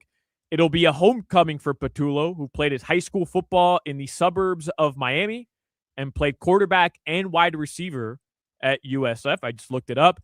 He went to Western High School in Davie. Man, I drive my golf cart by Western. Went to Western High School. It's like a mile from my house. He spent the last 5 seasons in Philadelphia. He has spent a total of 14 years as an NFL assistant, mostly coaching wide receivers and otherwise being involved in the passing game. So there you go. Kevin Patullo, now part of Hafley's staff. I don't know. If he's from Davie, he's the trust fund baby. I don't know if he works hard enough. He was born in like your kids. I mean, I'm your personal kids work hard, experience. bro. Your kids work I hard. know. Well, let's see. I hope he has Crowder spirit in him. Hopefully he's got something. He's got something. Yes. So there you go, Kevin Patullo. Quickly, I was looking at the thread. We were talking about the finding the teams for tanking. I'm looking at the thread and they're saying fine them millions of dollars and all. You have to prove that they're tanking. The problem, they can fine them all they want. They're going to appeal it because they have a association and all that stuff. You have to prove they're tanking. So you have to prove it schematically that they're tanking. These players aren't playing. They played a certain percentage in the first 50 games, but now you're bad and they're playing a lower percentage. But then they just say they're hurt, they're injured and stuff. You have to prove that somebody's doing something to find them, and they're just going to appeal it. They'll get their money back. It's going to be a waste of time and money. Yeah, but even then, okay, let's just say, right, the Utah Jazz get fined what? I don't know. $1 million. What's that? Hoch said this yesterday. He's like, all right, like we'll take the $1 million fine and we'll go try to find our next star. Okay. I just watched Cooper Flagg destroy Dylan Brooks. I have the TV on in front of me. He was on the top 10. Cooper Flagg just dunked on Dylan Brooks is on top 10. I have to pay the league $1 million to ensure my chance of getting the next Cooper Flagg. You can have this $1 million. Okay. We're not tanking, but you think we're tanking? Here goes $1 million. Cooper Flagg's going to make him $100 million. And if you don't tank, if you're the Jazz, let's say you don't tank. You get Precious Achiuwa. Year after year, right? Like you're on the hamster wheel that the Heat are on, who refuse to tank. And look, I'm not suggesting the Heat should tank because I think there's ways to get better in the league that don't involve just being flat out bad for 5 years. The Sixers are a perfect example. They did the trust the process thing. They tanked year after year after year, and all they have to show for it is Joel Embiid, and they've never gotten out of the second round. So there's no proof that just because you tank, it's going to lead to success. There's the example of the Oklahoma City Thunder, though, who did tank for a couple of years, and it's worked out for them. But I'm not the person who's sitting here saying the Heat need to tank. I think the Heat need to try something different. I don't necessarily think it needs to be tanking, but yeah, to your point, like, okay, I'll take the $1 million fine if I'm Utah. Fine, like that. Okay, let's find an SGA. Let's find a Cade Cunningham. There's no LeBron. There's no LeBron. If Cooper Flagg's not a LeBron, Cooper Flagg is very good. But even this year, Solana, you probably know who is it? Boozer's son, Carlos Boozer's son, is going to be the first pick. Yeah, I don't know if he's going to be the first pick, but yeah, he'll definitely be a top 5 pick. He'll be a lottery. Is Carlos Boozer's son going to turn the Utah Jazz around? Yeah, I don't know. You know what I'm saying? So even tanking doesn't guarantee anything. You brought up the trust the process. That's still terrible. Yeah. It doesn't make sense. All right, let me read you this. We're about to end the show here, but let me read you this from Chris Perkins. He had an article in the sunsentinel.com. You can read it, Sun Sentinel. And Chris Perkins, it's titled "Dolphins Must Invest in the Defensive Line Again." And he says, move past the quarterback hype. The team with the better defense has won the past 3 Super Bowls. Yep. And he outlines why he believes, despite the fact that the Dolphins have invested in their defensive line, Crowder. Think about it. They drafted Kenneth Grant with their first overall selection or their first round pick last year. They drafted Chop Robinson the previous year with their first round pick. So they've invested in the defensive line. But he writes, the Dolphins have had decent, although not necessarily strong 2025 draft class, despite the fact that all 7 draftees got playing time at least, and 5 made at least 1 start. None of those rookies seems on a path towards stardom or even a Pro Bowl. In light of that, my main target for offseason improvement would be the defensive line. It's a talent-starved, game-changing area. The defensive line, and I'm counting edge rushers in that group, might have been the most disappointing unit on last year's team after the quarterback. And he says, I fully realize the past 2 years, the Dolphins have used 4 draft picks on the defensive line, including, we just mentioned, Chop Robinson in the first round in 2024, Kenneth Grant, defensive tackle last year in the first round, including tackles Jordan Phillips in the 5th round in 2025 and Zeke Biggers last year in the 7th round. He says none are good enough. And then he adds that Zach Sealer was given a $64 million contract in August. He wasn't good enough last season, Chris Perkins writes, and he'll be 31 years old next season. Worse, the Dolphins' defensive line enters the offseason as a major concern. But all of that happened under the old regime. And he says, we've seen the rising importance of defense for the past 2 years with the Seattle Seahawks and the Eagles winning Super Bowls with defensive-minded teams. Here's something else to consider. Both of the Super Bowl runners-up for the past 2 years, the Patriots and Philadelphia, were led by defense too. It's true. And I think he meant the Kansas City Chiefs. But either way, the Chiefs, despite having Mahomes last year, their defense really was the better side of the ball. He says, pay attention. Get past the marketing quarterback talk that dominates TV, radio, and podcasts. What we've seen recently in the NFL is that you can win a Super Bowl whether or not you have a Hall of Fame caliber quarterback. Defense, especially when led by the line, is a good way to win. 100% agree. And just thinking about it, where Chop Robinson isn't a Pro Bowl player, that's a first rounder. What's the pretty white boy with the blonde hair? Oh, Andrew Van Ginkel. Van Ginkel, he's gone. He's balling in Minnesota. Jalen Phillips, who was injured a lot, so I can see them not giving him a big deal, where Philly's going to give him a big deal. Kenneth Grant, you're taking a run stopper in the first round. That's what he just laid out. They tried, but that was a Chris Greer problem. That's my friend, but he's a Chris Greer problem. Sully is going to have to fix that. He's going to have to fix to Chris Perkins' point, the D-line does have to be addressed. The pass rush do have to be addressed. The defensive front has to be addressed. I would push back on Chris Perkins and say, if we're talking about early rounds, we need to go get some damn cornerbacks. We missed on Cam. Oh, was it Cam Smith? He just left. We missed on the boy, 4th round from Florida.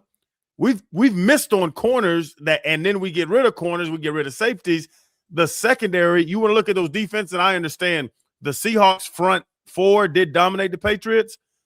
The Seahawks secondary is amazing. Seahawks secondary has young Pro Bowlers everywhere. And that's where I think you have to get corners in this league, because you can get to the quarterback every now and again, but they're going to throw that damn ball, and you got to cover them. Yeah, I know we drafted Jason Marshall Jr. last year in the 5th round. I didn't even see him touch the field. Did he make a play? But yeah, nobody's thrilled with where you're at. Storm Duck, Jack Jones, and look, there's a lot of roster decisions to be made. I get that, but I I don't know. I really wanted to pick your brain on the idea of knowing that the Dolphins have spent 2 first-round picks in the last 2 seasons on defensive line, on an edge rushers or defensive tackle and then an edge rusher. Would the fan base be happy drafting another defensive lineman? Because I agree wholeheartedly with Perk, but I've seen a couple draft boards where they have us taking a cornerback, and I'm with you. I think the defense has to be, if you want to play this physical brand of football, like you got to start there. I don't know what the fan base's reaction would be if you're going defensive lineman again. Yeah, no, it'd have to be. You really have to find, and I don't know. I'd look at the boards and all. You had to find like a Will Anderson. You had to find a Micah Parsons.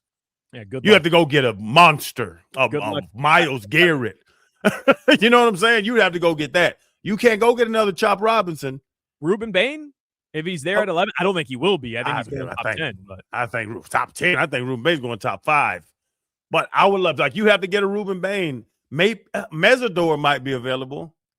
Yeah, and he's a homegrown guy. But we got Vernon. What was it? The guy that Hoch texted him the day he got $70 million. Olivier Vernon, UM guy. Let him go. We got Jalen Phillips, UM guy. He left too. We can go get another UM guy, but you have to retain that talent. And that's the problem. Bradley Chubb, even though he played very well, the money that they've invested, they probably invested 200 million into him? 150, 200 million into something crazy. I don't know what it is. $100 million. That wasn't the move. That was a mistake by Chris Greer. Even though Bradley Chubb is a starting, very productive DN, you have to go find him young. And Chop Robinson, I hope he's the answer. I hope Halfley, being a defensive guy, finds out how to use him. But I haven't seen Chop make any plays. He made play 2 years ago? Last 6 games he looked good or something like that. We've used draft equity and money on defensive linemen, and they're not great. They're not working out. He was remember, he was a star in Madrid when we were overseas. Bradley Chubb, man. Or excuse me, Chop Robinson. He was a star. He was all over the place in Madrid. Yeah, he's the answer. Dolphins, Chop Robinson. Half a sack. Crowder, safe travels back to Florida. Appreciate you checking in today. Solana. Yeah. Take some vitamins, bro. I'll be good, man. Emergency. You're not going to be good. Every time you travel, you get a stomach virus. You come back sick. Take vitamin. Like your old lady is in the medical field. Solana, if you come back sick, I'm going to hit you. I'm going to punch you in the stomach. I'll be good. Emergency and wine. Those are my vitamins, man. There we go. Yeah, it's over for you. Crowder. You know your health insurance doesn't work in Madrid. No, it does not. Trust me. Okay, just let you know, man. I've been down that path. I'm still paying medical bills in Italy. I can't go back to Italy because I owe that hospital a ton of money in Rome. Crowder, safe travels back. Appreciate you stopping by. Thank you very much to all our guests today. Will Manso, Coach Jim Larinaga, and Zach Gelb. Jimmy, thanks for all your help today. And Hoch will be back tomorrow. I'll be back next week. Everybody have a great day. Crowder, talk to you later in the week. Adios, Miami. Solana, gummies come.